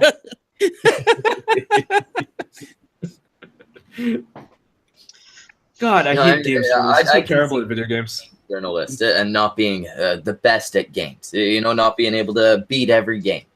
You're fucking terrible at games. My favorite argument for games journalists was, well, you know, the thing that a games journalist has to do is they have to know how to write, and they have to know how to write well. Oh, shut up. No. And I was listening to this like, okay, and initially their arguments were like, okay, I kind of listened to this. I can kind of see that point. And then I stopped and thought about it. I was like, yeah, but anyone with 20 minutes in Word doc can at least correct their editing a little. I know. They're not even good writers to begin with. They bog down everything they write with some social justice claptrap. Mm-hmm. So you don't even know what their opinion is on the game itself because, you know, they're too busy talking about their fucking politics that nobody cares about. Comparing it to Dark Souls for some reason. My favorite my favorite social justice article is the one where the guy gets invited to an Activision party to try out the last Guitar Hero game, and he spends 3 paragraphs talking about the party. Yeah, that's Colin Campbell from Polygon. He trashes the game, doesn't actually play it, and then spends the article talking about how he was eating like expensive food, how he had a discussion about politics in the Philippines with some other guests. You know that whole politics in the Philippines thing? I know exactly what fucking conversation he had. He was talking about Manny Pacquiao, who's like a senator, right, in the Philippines. You know, the fucking boxer, the Filipino boxer. Yeah. Because that's the only fucking politics in the Philippines that anybody knows about. If they don't live in the Philippines, they don't know about it. And also the president saying that he wants to kill every drug dealer. Yeah, but this was before that guy was elected. So this is about Manny Pacquiao, guaranteed, right? I guarantee it. So this guy, he tries to sound smart, but all he was doing was talking about Manny Pacquiao, which is not, it's not international politics. It's just fucking pop star, right? And he's trying to act like he's so fucking smart. Oh my fucking God. I hate that dude. He's so full of shit. Like every single fucking article that he writes is like that. Yeah, my favorite video game article, it was written back Patricia Hernandez back in, I think, 2010. It was about Catherine, and half the article wasn't even about the game. It's about like how a video game made me come clean about my infidelity. And basically this whole thing is just her life story about this one time where she cheated on her boyfriend once, vaguely tying it into the game. Darnell, you remember this? Yep. It's basically just her having an emotional outpouring about like her infidelity while does anyone else feel like a lot of these games journalists just miss the days of live journal? Oh yeah, no, guaranteed. my favorite Patricia Hernandez article is the one that was about Gears of War and how she had blurted out, "I raped you" or something like that in the game, and then she started getting like flashbacks to her own rape. I'm like, what the fuck? Oh God, what's another parodies? Yeah, that is parodied to hell because it's one of her worst articles. Oh God, what was one of the gamers online games be considered rape? One of my So favorite ones. I'm not. I think this one had to be a Poe because I can't find it anywhere. But it was a journalist, and they were saying that Silent Hill 2 was one of the most triggering games of all time. No, that was a real piece, I'm pretty sure, because a lot of them actually have that same take on it. Because, Pyramid Head he's a rapist, right? He's a fucking rapist dude.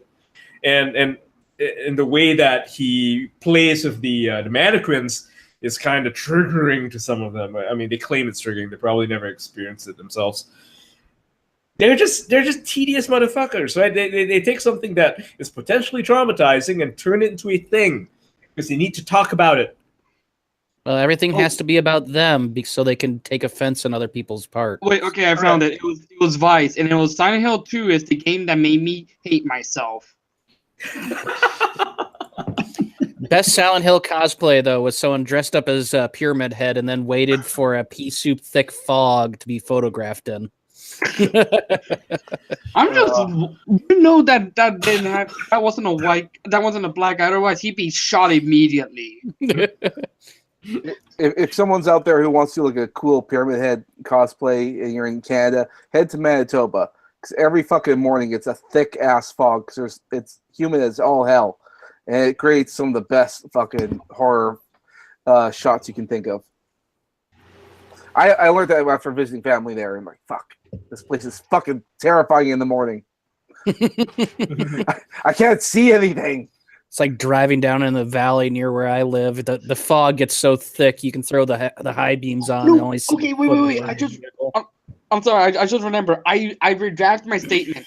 The Silent Hill one is not the worst article. The worst article was when No Man's Sky came out and people were protesting it because it reminded them of colonialism.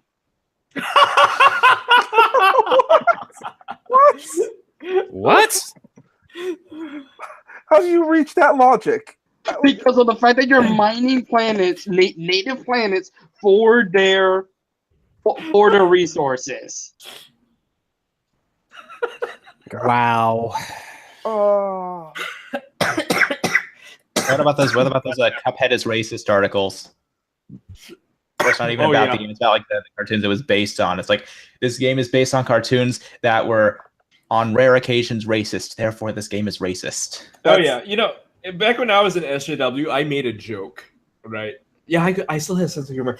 I made a joke saying that the Cuphead's animation style potentially racist. Anyone looked into this? And I wasn't being serious. I was like, okay, this is fucking Disney, whatever, right?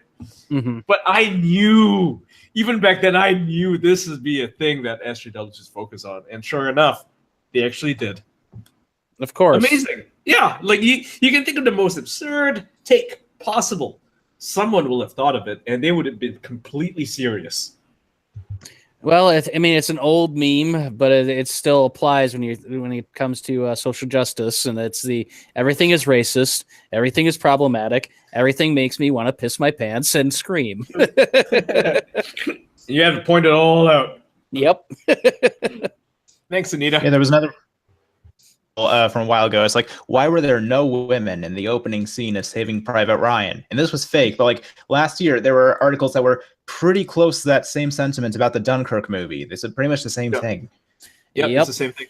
And on top of that, after someone, some troll in 4chan made the Star Wars Last Jedi cut, without any of the female characters, or at least he reduced their roles. It was a joke, like I saw the original thread. It was a joke. But then SGW took it really seriously and said that an MRA had made it. Like, come on. What? Anyway, they made that, and then in response, someone actually made a supercut of Saving Private Ryan without any of the male characters in it. And he, this is an SGW, did it in earnest, as an earnest response. Oh, Jesus. Yeah. So was it like a minute long? It's like a minute long, yeah. It's just the Graves, and then the mother, right? And then Graves again. Yeah, that's it. That's the movie. Social justice in a nutshell. Uh-huh. It actually kind of pissed me off because Saving Private Ryan, it's not it's based on true events. I mean, I know the characters didn't exist, but the war did happen. Those people did die. They fought the Nazis, and you know, It's that's loosely based on a real event. There was a case where a man's all his siblings were killed and they pulled him off the line.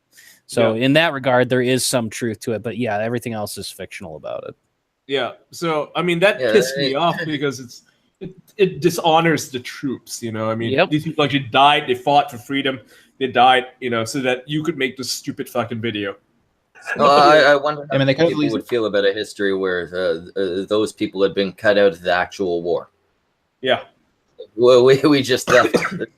My mother's a veteran. I imagine if she had seen that or had been talking with one of those people, she probably would have tore him a new one. Here's the Twitter thing I told you about the No Man's Sky introducing colonialism. Oh Jesus Christ! Oh wow! So No Man's Sky has highlight that. Yeah. What? Oh no! Like Schmeck will highlight that. Here's his channel, so you can see. You can all see it. So okay, so do you guys want me to read a normal voice or should I exaggerate it? Yeah, just read it. All right. So No Man's Sky has introduced colonialism, and giant freighters are taking resources from worlds to maximize your earnings. Space capitalism is kind of meh. Where's our fully automated luxury gay space communism? Communism doesn't work, even in a galaxy far, far away. No one tried communism on Earth. Who knows what's going on in other galaxies, let alone ours. No one has ever tried communism on Earth. You're either arrogant or intentionally dangerous. Read some history, and then that's the end of that tweet post. Yeah, these people are nuts. Except for the purple guy at the end. He's the only smart one. Okay, how do I? Yeah. Smeckle, take me out.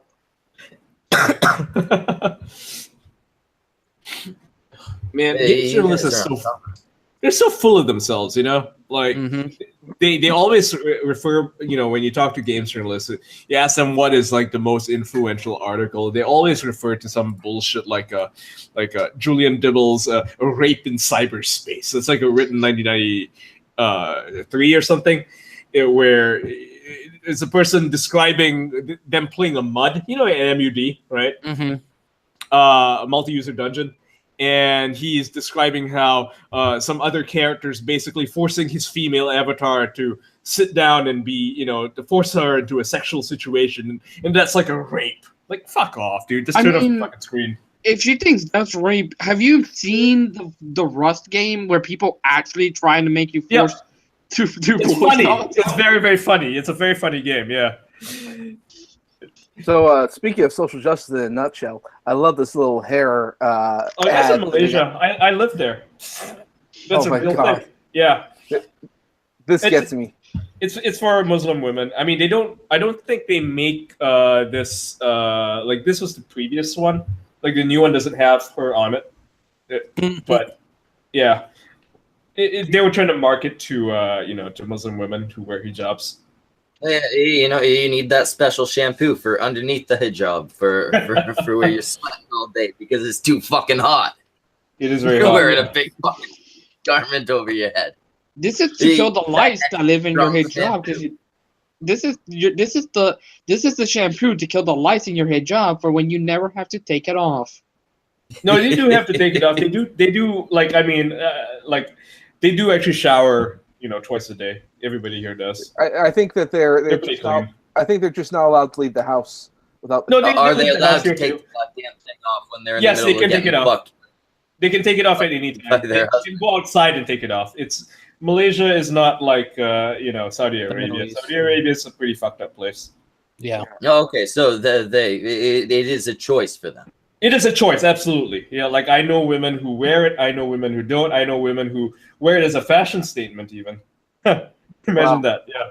Well, I'm entirely fine with wearing it as a choice. I find it stupid if you wear it as a political statement.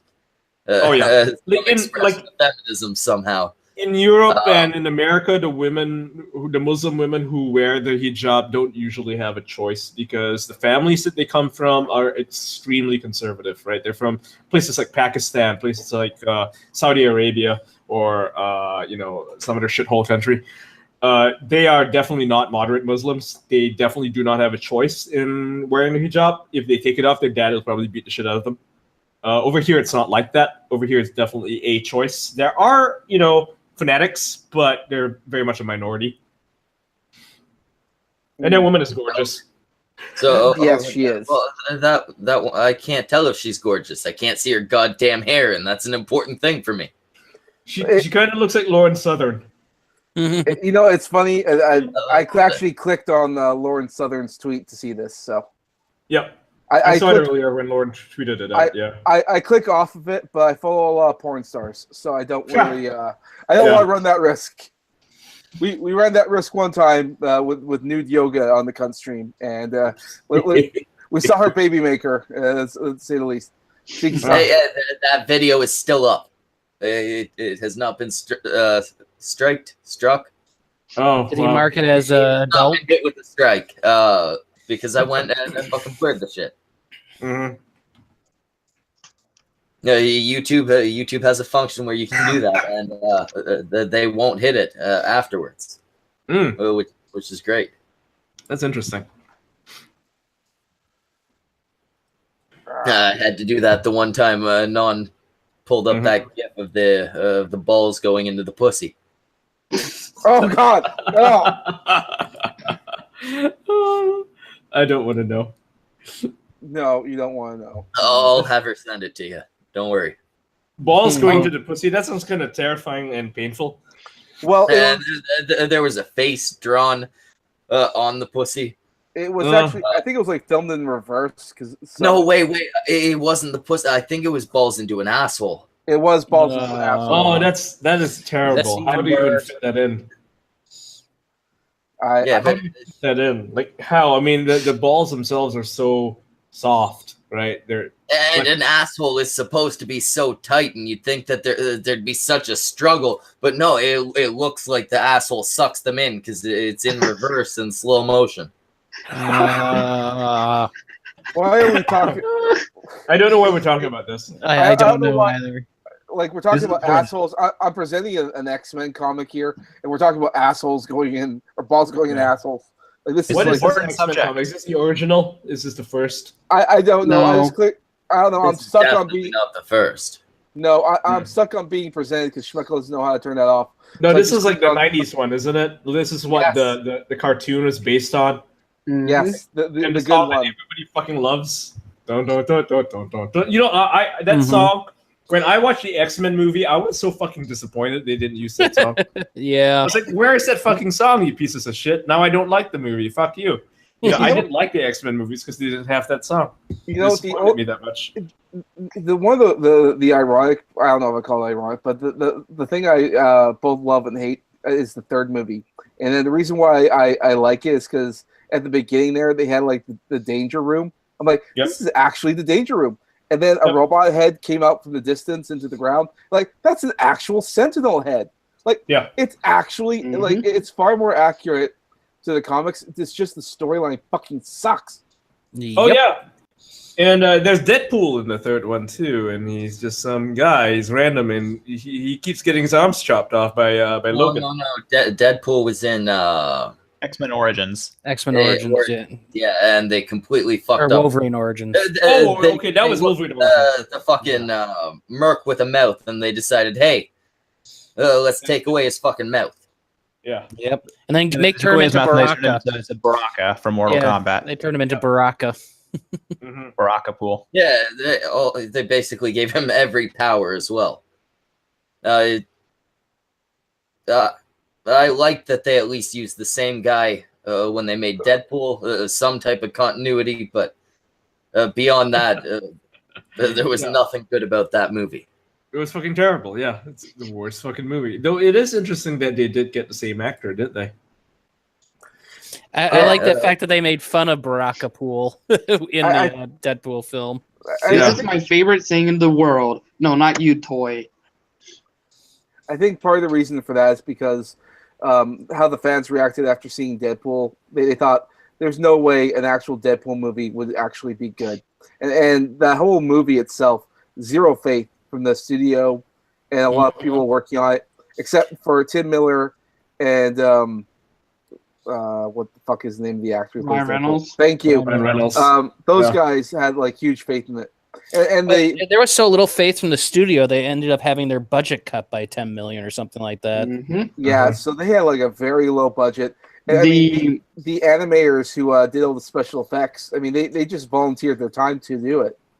And the reason why Deadpool forgets his luggage at the end of the movie is literally because they ran out of money for the guns. yeah, they were supposed to have big gun battles, and they couldn't afford to do it. Huge. They did like they cut. And they made fun of that. They made fun of that in the movie itself. Yeah, it was amazing. But I mean, look at what the end product is. I mean, it just shows you need the right team and the right people behind the project, and it shows that X-Men just never had the right team. They never had the right people working on that stuff. No, they had a fucking pedophile direct all of it. yeah. We'll see. Wait. Who's a pedophile now? Bryan Singer. Bryan Singer. He's a very well-known pedophile. Like I have. Oh. Okay, so I know one of his victims, right? He sent me the shit. This guy's for real. Yeah. Even a lot of people I know that are big movie guys that have never seen the X-Men movies know, oh yeah, Bryan Singer the pedophile. Even Family Guy did that as a joke, where it's like, where Stewie goes, oh my god, just like Bryan Singer. No, I was I mean, I didn't even know Bryan Singer fucking directed X-Men. I have no idea. He made all the X-Men movies. But, yeah, every single one. I had no idea the guy who did the X-Men shit was a pedophile. That kind of taints the movies a little bit. Well, he would groom young actors, up and coming stars, and basically say, hey, why don't you go to my parties, okay? And if we're close enough, I'll have you in a guest starring role in one of my movies, okay? And by close enough, of course, he meant I'm gonna fuck you. I'm gonna fuck you. Yeah, exactly. Yeah, he would have these gay sex orgies. And that's sort of the thing that's getting lost in a lot of this Me Too movement and stuff. They keep talking about the poor women who are being victimized. There's a lot of gay young actors who are being victimized as well, but we don't talk about them. I remember hearing exactly. I don't see. Yeah, no, you go first. Okay, I was just gonna say, I remember hearing. I don't know if it's true or not, but one of the other guys who has been a victim in all this was The Rock. Because wait. There are accusations against The Rock. Not against him, in that he's not gay, but he's done gay things to get roles. Yeah. Oh. And he too was also I don't know if it's true or not. It's just one of those rumors that's been going around. Rumor. It's rumored that he sucked it. It's been rumored that he sucked enough dick and all that to get roles. It makes sense. I mean, look at what that fucking agent tried to get Terry Crews to do. Terry Crews is fucking married, and he's like fucking hitting on him, and this fucking piece of shit is like 5'5", and Terry Crews, he's gigantic, and he, because of the power dynamics, he feels like he's able to fucking creep on this big dude, because he knows he can get away with it, or at least he thought he could get away with that piece of shit. And it sort of makes sense when you think about it, because it's like, how do you go from a wrestler, right, to an actor, and getting a lot of work that he does, because he didn't really have all that. I guess maybe if you suck the right dicks, you might end up in the right movie. Guys, right. I'm just saying, I'm 5 feet tall. I have a very boyish body. Let's just send me to LA. I can not even speak English. One of you guys can be my interpreter, and literally, we can get my Superman show if I suck enough dick. Darnell, I'd like to sign on right now as your agent. We can make this happen. I will find you the dicks to suck. You handle it from there.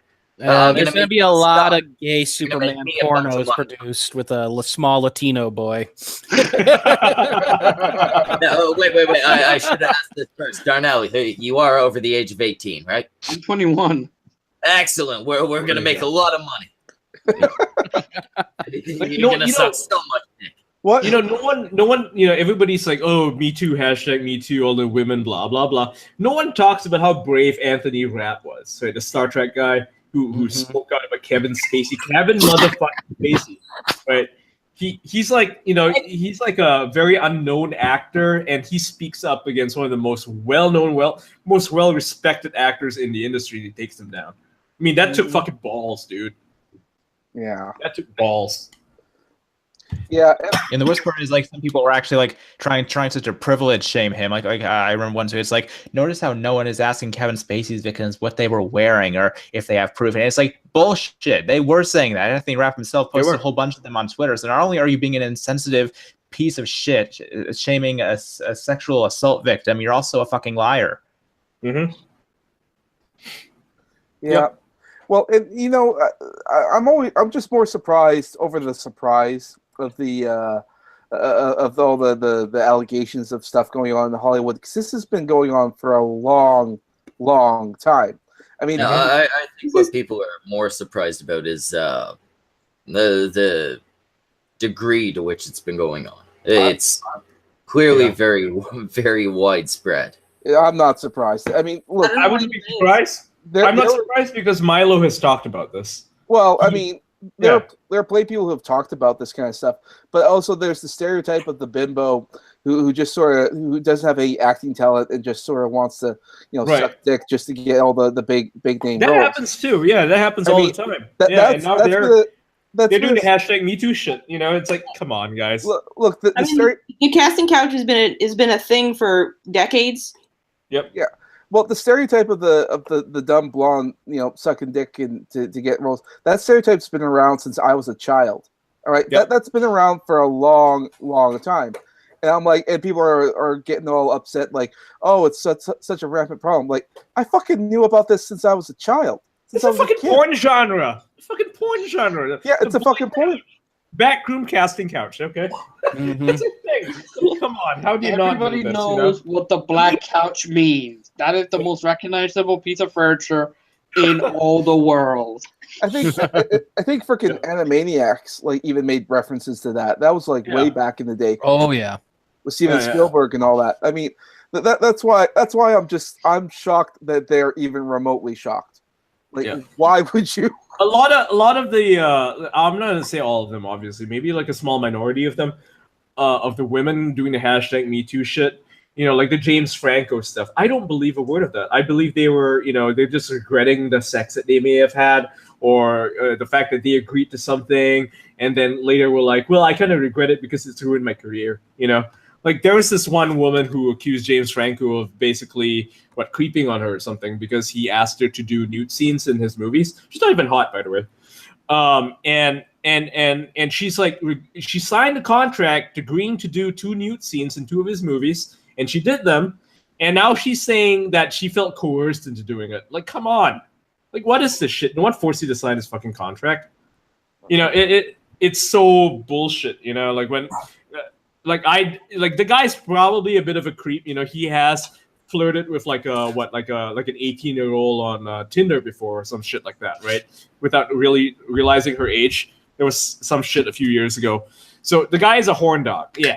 But no one, you know, forced, you know, these women into signing contracts with him. Okay, it's like at some point you got to grow the fuck up. You got to stop treating yourself like goddamn children. Yeah, it's so sickening when you know people, or women especially, try to act like they're infants. You know, like they're at the mercy of every man in their lives, and they don't know how to say no. It's the same with the Aziz Ansari stuff, where everybody is like, oh, but he's a creep. And she, you know, you have to understand the power dynamics. He could have raped her. You know, like, come on, that obviously didn't fucking happen. She could have walked away at any goddamn moment. She didn't. Some people just need to learn to grow some self-respect and become adults. Just fucking like, you're not fucking infants. You're an adult. You made a decision, a conscious one. You knew what you were getting into. Mm-hmm. It's regret sex for a lot of them. It became rape because they decided afterwards it wasn't that good of sex. Yeah. It's like, what do you expect, you know, going home with a guy and you strip naked and start sucking his dick on the couch? What do you think is going to happen, huh? Yeah. Well, in some cases, it's not even regret sex. It's just the guy never called you back. Yeah. Oh, yeah. It happens. Mm-hmm. I feel slightly bloody hoary about what I did to get this part, and now it's right. Well, they said it was. Indeed, indeed. No, I'm sorry. I'm gonna be entirely honest. If you suck a dick to get a role, You earned That's that all. role, but you still sucked a dick for it. if you're forced, not even forced, if you're pressured into sucking a dick under pressure of losing a role, that's on him. Yep, that's on him. But if you're sucking the dick to get the job, it's a sketchy situation. Both of you are pretty shitty people. But that's not rape. That's you kind of being a hoe. That was your price. But that's slut shaming, Speckle. I mean, how No, could no, it's not slut shaming. I'm not Capitalism. saying Just it's a facts. bad thing. It's a Capitalism dishonest blowjobs. thing. You're not Dude, it's getting like- the job properly. It's like that But fucking. you. If you can make your way sucking dick, make your way sucking dick. You know, that NBC guy. Unless my future current daughter or any future children happen to see this. None of you guys make your way sucking dick. That's bad. If you're a kid, who wants Anybody to- else? go away. Go away. Why are you here? Go to bed. Like Matt Lauer, Well, right? You by know the Matt way- Lauer. by the way, the NBC this guys that conversation- fired. Does pertain to you as well. what's that, Ian? Oh, the Matt Lauer guy, you know, the dude who got fired in NBC. That guy was a fucking creep. He had like a fucking rape dungeon installed in his office. He's Matt Lauer. He's the Orange is the New Black guy, right? No, he's No, not, no, he's no, talking about the he- NBC reporter. He's a reporter. Okay, no. He's a journalist. Yeah, he's a newscaster. Yeah, he was fired. But yeah, that guy was a creep because you know this wasn't some casting couch situation. No, it was more like he would get women into the room and then he would lock the door behind them from his seat and then force them to sit on his lap. Otherwise, they would get like fired or something. If they rejected his advances, No, they would, that's on him. yeah, that's He's the completely bad on him. guy. That's a piece of shit right there, right? Like That's- Harvey Weinstein, same thing. You know, that guy, yes, he did a bit of the casting couch thing where it was their fault and not his fault, but he also did there were situations where he would trap a woman and then start masturbating, like when he did it to that journalist, the one who wrote about him, right? He trapped her in a secluded restaurant and then he jerked off into a potted plant and prevented her from leaving. That is on him, right? That's like a legal element That's to it. now, too. definitely Preventing someone from leaving. the villain. Yeah, that's kidnapping basically, and then there was that other guy, the one who sexually assaulted Selma Blair, right? The dude who got her into the room, and then he basically made her take off her clothes, you know, and then he started groping her without her permission, without her consent, and she didn't know what to do. And then afterwards, when you know she started crying and all that, he was like, "I'll fucking kill you if you tell anybody I have friends in the mafia." And sure enough, he does actually have friends in the mafia. You know, Again, that guy again on him. is the bad guy. Yep, and that guy was so well known. Situations Yep. where they're clearly the fucking bad guy was rape Mhm. or sexual assault to some degree. Yep. But then there are the ones where it's like with Aziz Ansari. Yep. They didn't like what ended up happening, but never gave any sign that they didn't It was want a it threat. and actively participated in it. Who's Yep. the one that had the a button under the desk that would lock the door? That was Matt That's Lauer. Matt Lauer. That was Okay. Lauer. Yeah, there was Yeah, that's creepy as shit. That's probably illegal. There was this other guy, the guy who produced Atomic Blonde, you know, that feminist movie. Mhm. And apparently a few years ago, he got, I think, 2 actresses together, and one of them was like his friend, you know, and he got her so drunk. Apparently, he had drugged her. That's what she's alleging, and basically forced her to make out with him in public. That is fucking creepy as shit, you know? Like, that's fucked up. And after I think she reported him, she stopped getting work. The only person she could get a job with was Seth MacFarlane, who hired her for the Ted movies, right? She's the love interest in those movies. But beyond that, she was basically blackballed from Hollywood because she spoke out against this guy. I mean, that I believe is on him completely. Maybe a little bit is on her because she did get drunk, but then again, if he did drug her as she claims, that's completely on him. Yeah. That's screwed up. Yeah, I mean, it's one of those things you got to go on a case by case basis. There's no reason for the hysteria. No, that's been going on, but it is a lot more widespread than I think most of us thought it was. Well, I think the call for the hysteria stuff in various different things is because feminism's kind of dwindling in popularity, and so they needed. Well, it was until this. Well, exactly. Well, that's why I'm thinking it seems more staged than anything else, because you will have noticed that this isn't the only big call out for change going on right now. There's a similar thing going on in the Magic community, the Magic Gathering, and another thing Google, in the tech community. Exactly, and D&D, Warhammer, it's the same thing, and comics is still dealing with it. Granted, there's video games. Well, video games slightly going down, hopefully. But people have stopped listening to games journalists; they just listen to PewDiePie now. Yeah, thank God for that. I mean, PewDiePie, they've tried taking PewDiePie down a couple times and it ain't working, and so I'm so glad he's around. I had to say, I saw PewDiePie words I never thought I'd ever say. He's cool. He's a cool dude. PewDiePie had the best tweet though, responding to got Miles Cheong on tonight. The next logical step is PewDiePie. Yeah. Yes. So what are you saying? What was his tweet? And solo number 3, PewDiePie. At least like Jacksepticeye or something. Yeah, at least we'll get the Irish sidekick. What was the PewDiePie tweet that you were talking about? Oh, he responded to the CEO of YouTube, that chick, and she had said she has a button on her desk that will demonetize YouTube, and he responded with, "Would someone let her know I have the ability to demonetize all of YouTube, and all I have to do is make a video."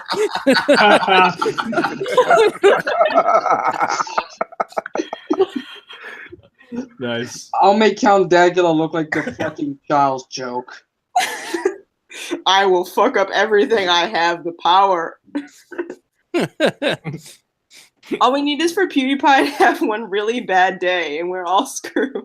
Oh God, I can imagine. All he needs to do is have a bad day, wake up, his girlfriend broke up with him the day before, he's scrolling through his comments, and he sees that one. Just that one that gets to him, and he's like, fuck it, I'm deleting everything. The guy's got plenty of money. The guy's got plenty of money. He could fucking destroy it. He could destroy it. He could start his own platform, and it would take off. I think replace it. I mean, you guys would probably follow him. I would follow him. Yeah. Well, actually, like during the last apocalypse and stuff that was going on against Let's Players, he did start doing that. I mean, he was working with all the other big popular Let's Players to do his own little video, his own website. It would be just that. Essentially, it was like Twitch, but not Twitch. And he had already had like Markiplier and Jacksepticeye and a bunch of other really popular Let's Players ready to go. It could still happen. It could still happen, and I think they still have the framework ready. They just YouTube just really needs to piss him off enough, and he will do it, or he'll sign a deal with Twitch and well, he started Twitch streaming about a year ago now, so I think it will just depend how much YouTube eventually pisses him off, because if he makes the full swing to Twitch, think about how many subscribers will just follow him there and not come back. Yeah, because right now Twitch fucking sucks for uploading videos. Right, you can't. You just they're rolling it in. They're adding it though. Yeah, they're adding it. Otherwise, the workaround for that is, and I've done this myself, was you take the video and then just with OBS you stream the video to your Twitch channel. Yeah, that's fucking retarded. It is, but it's not the most convenient way to do it. But from the sounds of it, and they've had the ability to upload for a while, but it was one of those things where it's like you'd still have to sit there and play it. Yeah, and they don't. you can't even download videos directly. You have to export it to YouTube first. And like, what the fuck are you guys thinking? I could download. Yeah, no, Or maybe that's a more recent feature. I think it must be they're a going more to be recent fixing feature. that. They're going to be having a proper upload function. Yeah, like I would use it. That it'll take time to smooth it all out, but I'm assuming it can't be that much harder than streaming. It's probably easier. Streaming on fucking YouTube, like for video games, is terrible. Right? There's so many connection drops. You can't really interact with your audience the same way that you can with Twitch. There's no built-in cheer function. I mean, it's just a fucking mess, right? It's as a gamer and you want to upload videos, Twitch is the place to go, easily. But YouTube, it's good for Hangouts. That's all it's good for. Yeah. Otherwise, and I'm thinking if Twitch is able to do it better, that's probably the place to go because Twitch seems to be a lot less restrictive. Yeah, well, and they need fewer things to fix to make it as good as YouTube. Well, and they've got Amazon behind them, dumping money into them like there's nobody, like it's nobody's business. Amazon isn't doing too bad right now. No, Amazon's pretty good. Yeah. Well, with the exception of their streaming service that needs to get a little revamped. Yeah, their organization sucks on their video streaming. Sometimes these companies are just hiring the wrong fucking people. Oh yeah. Oh yes, like they're. I don't want to talk too much shit about these people because I know them, but some of them do not deserve their jobs. Okay, they just don't. Right. Well, I want the names of all the ones that don't deserve their jobs. I want their addresses. Here's an example. Names. I want their social security number. Yeah. Here's an example. I'm not going to name directly who's like responsible for this, but whoever designed a fucking Twitch client to the desktop client has no fucking idea what they're doing. Like, if I were to design it, I would make it so that everything would have built-in links to Amazon properties. Like, let's say you're streaming a video game, it should have a link to the Amazon page for that video game so people can buy stuff.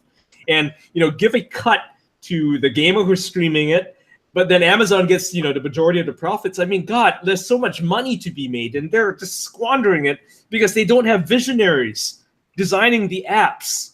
It's, oh my God, it's just so frustrating to see so much money go to waste. The inner capitalist is dying. Okay? It's like, come on, hire better people, for God's sakes. Hire someone who thinks about money. Twitch already has the if you're streaming a game, it'll link to that product. Like now, I'm on my page and that does it. Yeah, it does that. Yeah, nowadays, yeah. But the client itself, it needs to be more like it should be linking to the Amazon page for everything, really. Yeah, and it should give a cut to the person's playing it, so that way people are incentivized to play certain games that are, I don't know, popular. Like, for instance, say Monster Hunter. Link it to the Amazon page of Monster Hunter. So every sale you get I don't know 5% of the cut. That would be perfect. I mean, this way, video game companies like say publishers, say Namco Bandai, Microsoft, whatever, they could pay Twitch and say, hey, we want to do an advertising campaign. We're going to go to all these streamers and we're going to pay them a bunch of money to play our game so that everybody can play our fucking game, and then we can make a bunch of money. They can make a bunch of money. You can make a bunch of money. Everybody wins. I mean, God, it's so easy. Why isn't anybody doing this? Jesus. They probably haven't figured it out yet, or there's some other factor involved. Because you said some incompetent people are behind this. Oh, yeah. I do believe it. Also because, like, when you're starting up a new company, you're probably hiring cheap or less experienced. So, I mean, that makes sense. Like, the Amazon streaming service, that actually makes sense that they're having problems with that because they're probably not used to doing it. But that's a fairly easy fix because, like, after let's say the first year, they'll fix it up, or they'll shut it down. But I'm pretty sure they're going to fix it up because they're going to fix it up. I think it's too much money invested in it right now. Well, they've invested money into original content as well as investing a fair bit of money in their anime department of all things. So that's going to be kind of cool to see some original content on Amazon. Yeah, they're making movies. They're making actual movies now. Yeah. And why wouldn't they? They have the money to do it. So I wish they wouldn't. I wish they would stick to TV. I mean, well, what you know what I mean, like series, right? Because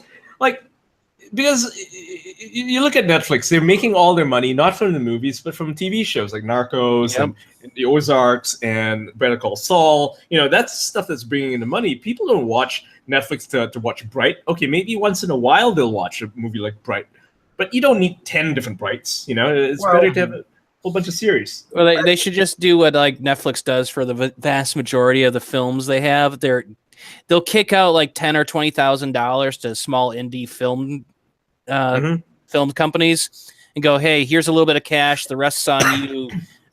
If you make a movie, we'll host it. Yeah, that's smart. Yeah.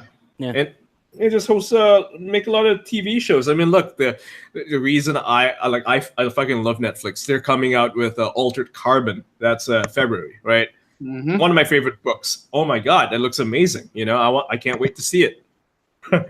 And from what I know, it's not exactly an expensive show either, because I mean, look at who's acting in it. It's all Canadian actors. It's like the same cast that you'd find in the other TV show, Travelers. Also an amazing show. Also Canadian actors, not big budget, you know, but a great show, well written.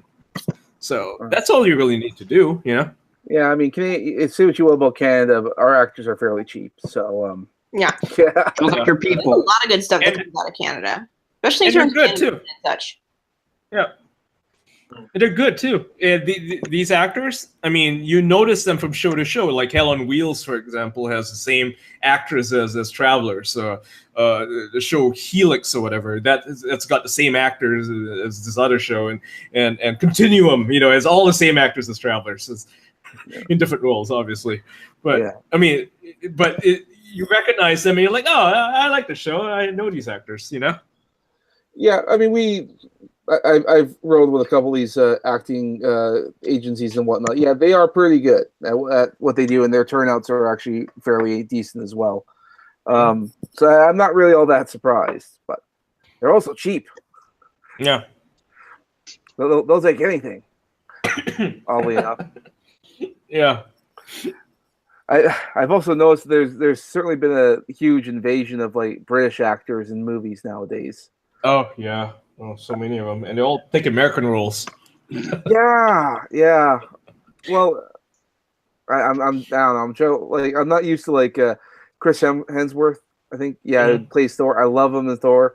But I'm like when he gets 1 second, Smush. Igor's got to take off. See you guys. All right. Bye, Igor. Bye, Igor. take care, my dude. Look at what's his face? Tom Hardy, right? He plays an American in every movie he's in, but he's not American. Oh yeah. Which one's Tom Hardy again? I'm trying to remember. Bane. Oh yeah. Okay. Mad Max. Batman. Mad Max. Mhm. Yeah, Mad Max. Or the new Spider-Man.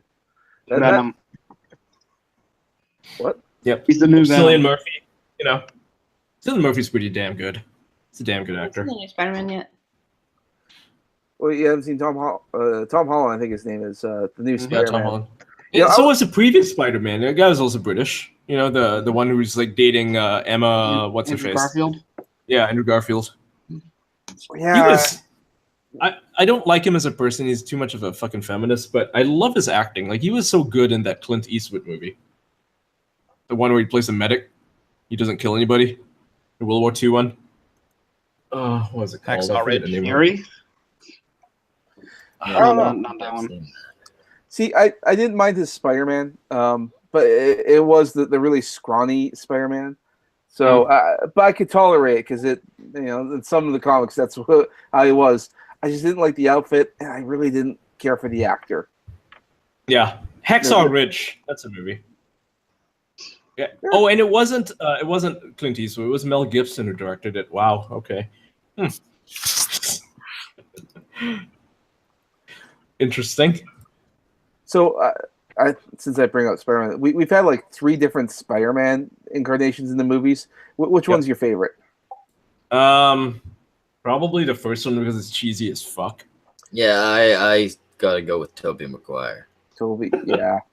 It's like so memeable, you know? I mean, you can't take it seriously. Just the crying. There was the other two are. I couldn't even name the other two. Yeah, Wait, they have no Andrew personality. Garfield. Yeah. That was the second one. But they have no personality. You know, like the one that Tobey Maguire has so much personality, all because you have J. Jonah Jameson. That's it. Yeah. Oh my god. He's the best. That Jameson was like straight from the comics. He was amazing. They even gave him the Hitler mustache. I'm like, you fuckers, you went. Who the fuck Best was possible casting for that character. Oh, Who's the actor? He's currently playing Commissioner Gordon. Yeah, Commissioner Gordon in the new Batman movies and Justice League. I liked him better as J. Jonah Jameson. Mm-hmm. And we'll never, he was perfect. J.K. Simmons. J.K. Simmons, Yeah, thank J.K. you. Simmons. We'll, He's amazing. We'll never get another J.K. Simmons. J.K. Simmons is amazing in Portal 2, you know? No, I mean, we did kind of get J.T. Simmons. Only we got him as Iron Man in the form of Robert Downey Jr. Yeah. That guy was also made for that fucking role. Mm-hmm. Beyond those two, I can't think of any actors that really fucking fit the roles from the comics. Willem Dafoe. Yeah, actually, Willem Dafoe. I'll give you that one. Yep. He was the best Spider-Man villain ever. Yeah, beyond that, amazing. though, can you think of anyone? I mean, the Hulk disappointed me every incarnation. Mm-hmm.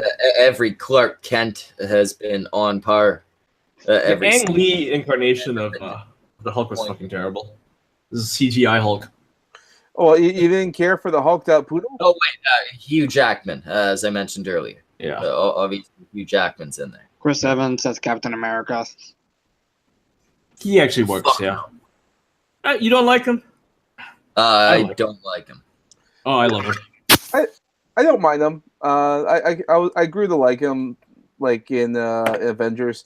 Not so much in like the first Captain America movie. I was like, it's okay. Avengers. Yeah. That's where he gained his character. Yeah, when Avengers rolled in there, I was like, I'm sold. Yes. Okay, let's go for it. No, I feel like Chris Evans is okay as Captain America. He's not one of those ones who's perfectly fit for the role. I don't know anyone who would be. Yeah, that's the problem. Yeah, there is that. I can't think of a more suitable actor either. Well, we should really look to the WWF or WWE because they probably have like all the various different guys you could cast. Trippy Poop says Nicolas Cage as Ghost Rider. You know what, Trippy Poop? You don't have a wrench anymore. Everybody feel free to bully Trippy Poop in the chat. No, that just reminds me. Did you guys hear about the algorithm that replaces every face in every movie ever with Nicolas Cage? No way, really? Yes, It's real.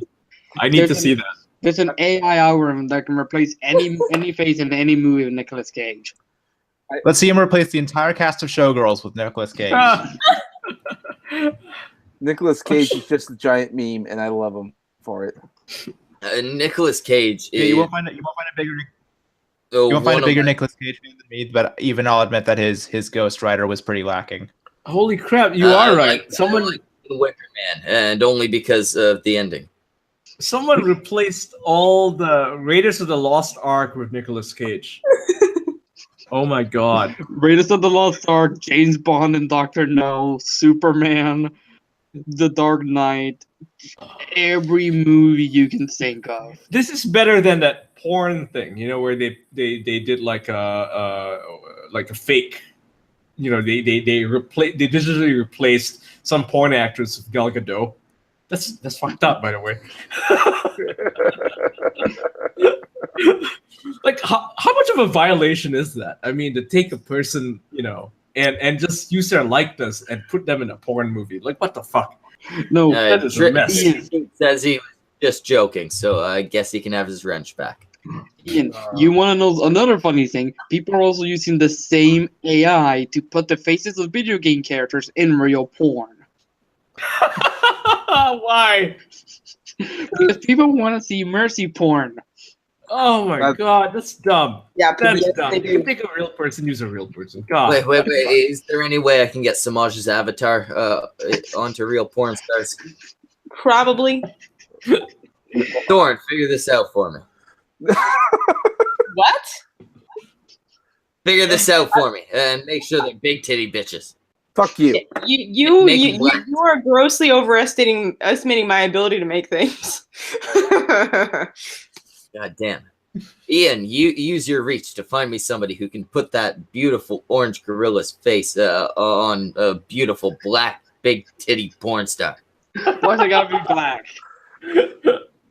Why do they gotta be black, Samaj? Because I want you to be able to get off to it too. See, it's shit like this is why we can't get Ethan Van Sciver. Fuck you. That reminds me about this Nicolas Cage algorithm. If it's like a black character, if you're doing it to Blade, does it turn like a Blade's whole body white, or does it turn Nicolas Cage's face black? Like No, what it does it do? just turns the face. It just makes the face look more like the body. Yep. Because Wait, it's so- the scene of Indiana Jones when he's doing the sundial thing, and the mustache from the movie is still there. Oh, okay. I would like to. Speaking of mustaches, I would like to see an uncut version of the Justice League movie, and let's see Henry Cavill with his mustache. I'd love to see that because they CG'd it out and it looks fucking terrible. But I want to see what the mustache looks like. Superman Jones comes out and says, "Okay, $100 for the world's greatest mustache ride." Has anyone here seen that Justice League movie? Mm-hmm. I have. I hated it. You hate it? Oh, I don't like DC. you don't like DC? I didn't mind the movie that much. Just because I don't think I like what was the first director's name again? Zack Snyder. Thank you, Zack Snyder. I don't like his movies. I want to like them. There's a lot to them to enjoy. I just can't. They're fucking terrible. He's like 300 was his only movie. Yeah, well, he did 300. He did Watchmen as well, and that's tolerable. I thought it was Dawn of the Dead. I thought it was Dawn of the Dead remake was okay. Even I didn't care for that one either. I think Watchmen was like the only one I could tolerate. This is for the audience, and don't worry, this is safe. This is the one where they put in Gal Gadot in an actual porno. Are you sure it's safe? Because you just said the word porno. Don't worry, she has clothes. I've checked it. Excellent. I'm gonna. Mrs., you asleep? Yeah, she's asleep. Go. Yeah, so basically the same algorithm. So like I said, you could do video game characters on real world phrases, Nicolas Cage, or Gal Gadot in a porno if you ever want to fuck Wonder Woman. Is there any chance of convincing them to add a Samaj option? I'm sure you can import an image somehow. I'll make it. Excellent. I'm sure it's possible. I'll be more curious to see how VR turns out in the future. Do some like AR technology, so it'll have a camera, and you'll see things out there, and you can just sort of like, make love to your wife, and like, okay, I think I feel like Angelina Jolie today with the tits. No. Did you guys hear about the guy that went to the hospital because he was using VR and auto asphyxiation at the same time? That sounds dumb. That's incredibly dumb. Hold on. Why we not fun? That doesn't sound any more dumb than regular autoerotic asphyxiation. So whether here VR, it you is. can tell when you're choking. Oh my god, Darnell, you gotta warn me before you start presenting this shit. It's censored. It was blurred out. It doesn't help. It doesn't help. I know it's there. Thanks to all Man, my friends. look how little they had to blur.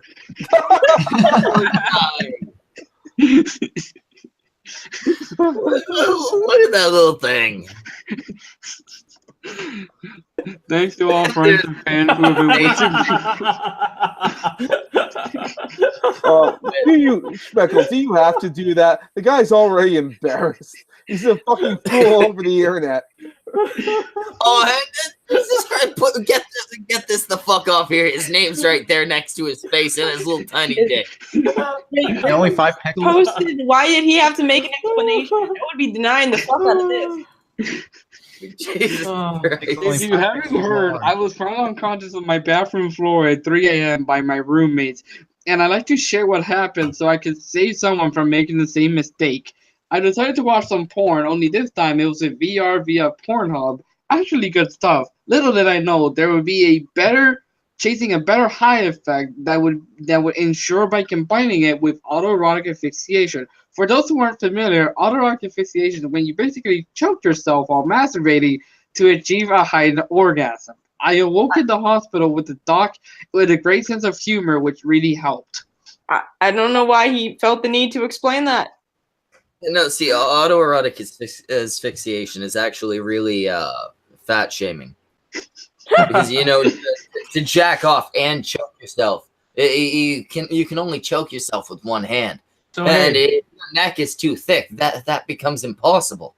I found a tool on how. It's really a disgusting fetish that shames fat while also somehow fetishizing them, probably. So I found a tool on how to make those fake porn things. Isn't it great? Yeah, you can make your own. I mean, you don't have to make porn, obviously. You can do it to any movie. Right? It's called Fake App, and you can find it at r/deepfakes. It's on Reddit. And it's a desktop tool. Yeah. You can you can find me a secretary and then tell her to remember that. No. I find you nothing. Thorn, how would you like to be my secretary? It pays nothing. Probably don't have time. Ah, shit. You may Thorn, how would you like to replace Samaj in his endeavor to find me a secretary? I mean, I can try. There we go. See, Samaj, that's how you... Also, I just love presenting people this just because of the headline. Australian birds have now weaponized fire. Wait. Is there an explanation behind that story? Birds are now starting to use naturally fire. So they would find burning stuff, and they would put it in the middle of the fields in order to smoke out their prey. Oh boy. Well, I was saying this. Australia's always been a dangerous place. But... If we combine crows and octopuses, we'd be super fucked. Mm-hmm. Oh, you know what? Australia doesn't have octopuses, but they have squids, which I think are the ones that actually squirt oil. What happens if they do come into contact? It's ink. Ink, right, not oil. I think octopuses do it too. Do they? Yes. No fire, I guess. For some reason, I was thinking oil. Ink probably isn't all that flammable. Hard to burn stuff underwater. You can only use thermite underwater. Oh god, octopuses weaponizing thermite. Yeah. Then you'd be fucked. This is the end of humanity. Mm-hmm. No, see, I don't think they're that octopuses and octopi. Octopi, yeah. Nope. Actually, no, it's octopuses. Yeah, it's octopuses. Oh, okay, I don't think octopi is the word. Or squids are all that much of a threat because they're very, very, very commonly eaten, and animals that we, docile. On a large scale generally aren't dangerous. Yeah. But the only time you die to them is when they accidentally get caught on your stuff and try to pull them out. Yep. Oh. Okay.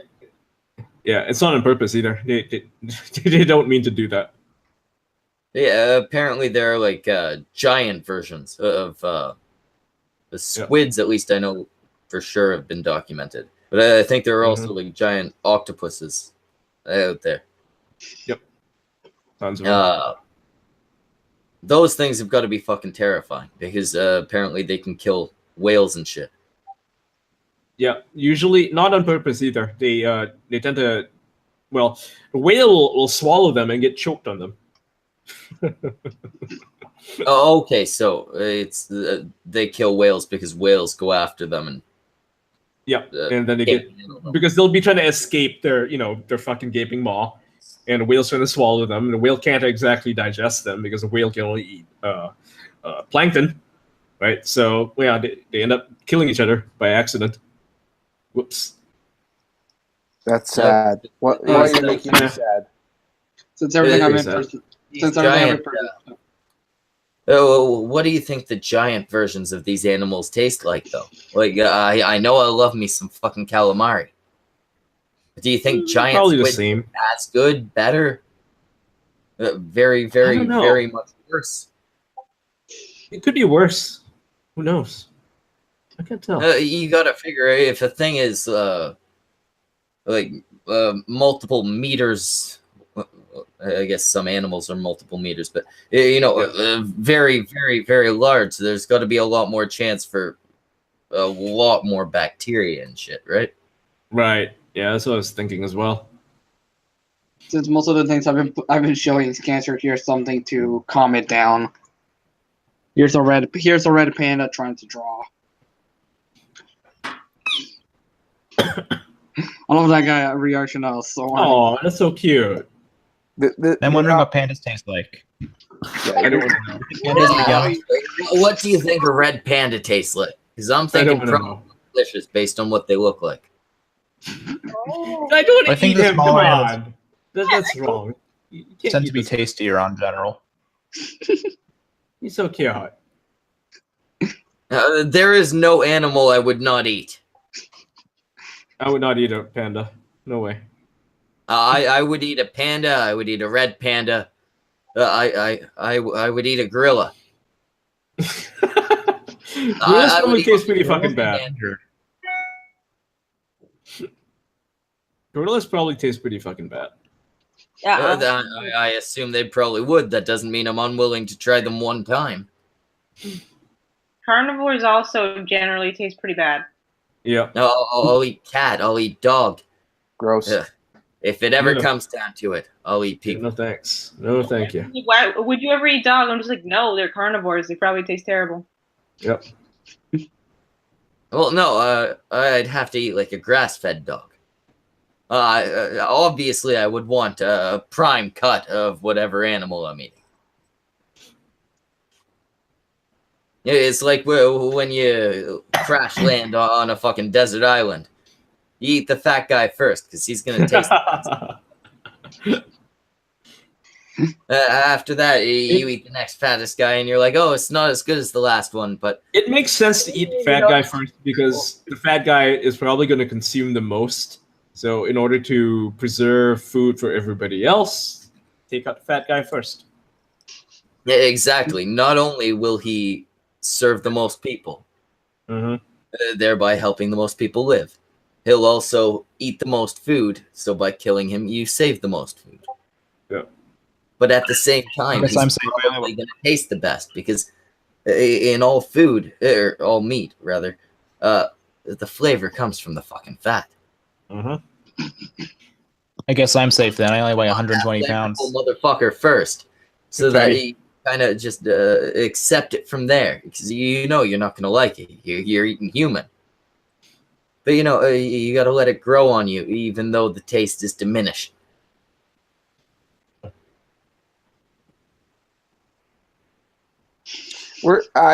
This is not a conversation I feel comfortable with talking about. Fucking cannibalism and meats and ugh.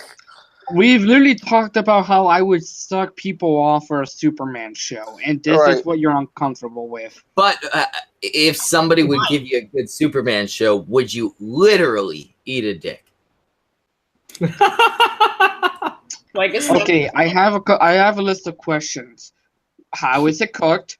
Can I put seasonings on it? How big Right. is it? Yes. Let's say 10 inches. And what country am I in? Because if it's Japan, then I won't be in legal trouble. Then let's say you're in Japan. Okay, I'll eat it. Yeah, see, but how much would it cost? It would need to If be. we just sent you a dick right now with all those specifications, would you eat it? I would need to see some luxury.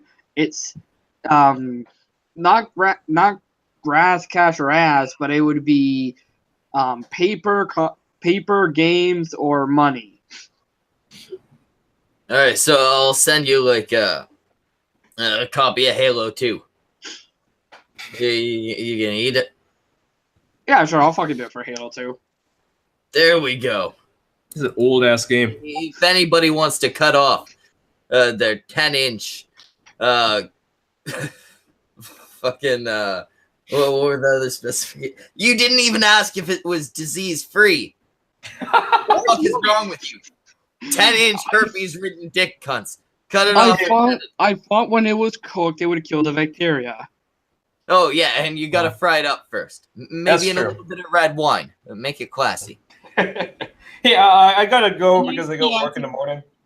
So Yeah, me too. thank you for having me on. Have a good one, Ian Thornton. We're gonna wrap up anyway. We've been going a little bit longer than usual. Samaj, do the thing. Wrap everything up. Wrap everything up there. Well, thanks a lot for everyone coming out there. We have Schmeckel, Thorn Inside, Ian Miles Cheong, Darnell, his little co-host, I don't know, the submissive one, Matt. Who else did we get on here? I think it's. I think that's Igor? Igor. Oh, duh. Sorry. Yeah, Igor. Yes. And yeah, check everyone out. I'm sure the descriptions will be. And Ethan Van Skyver was here in spirit, right? Yeah. Oh, I hope so. I wish. Yeah. Too good for us, motherfucking son of a bitch. Thought he got the fucking invite. He thought he was too fucking good to come here and talk to Ian Miles Cheong. He looked me in the eye and he said, "Fuck Ian Miles Cheong. I hate that fucking guy. That guy Samaj just said, hate Ian Miles Cheong, and that is why I will not show up on this fucking show." I think it's not even. I'm just quoting him, Ian. If the previous things wouldn't make him come, it's not your little rant that's gonna make him disappear. It's probably gonna be me. Well, just saying. Like, I was DMing him, and I told him the name of the stream. He did not believe that this stream existed. I'm just saying. He said, like, "Is this for real?" He thought I was trolling him. So I told him, and then he checked. If you saw the last stream that he was on, because he didn't respond to me for a while, I figured he must have been checking the stream out. And I realized, oh no, he's not going to come on, because it was just like that last stream was like Tonka and Destiny getting at it. Like, oh no, that's strong. I understand why he wouldn't come over. Yeah. I feel bad, but I mean, like, I don't know. I understand. All right. Have a good night. This was fucking Han Solo. Tuesday. Tomorrow we got just a fucking midweek cunt stream. Come watch that. I have no idea what it'll be about. Fuck off though. We're done.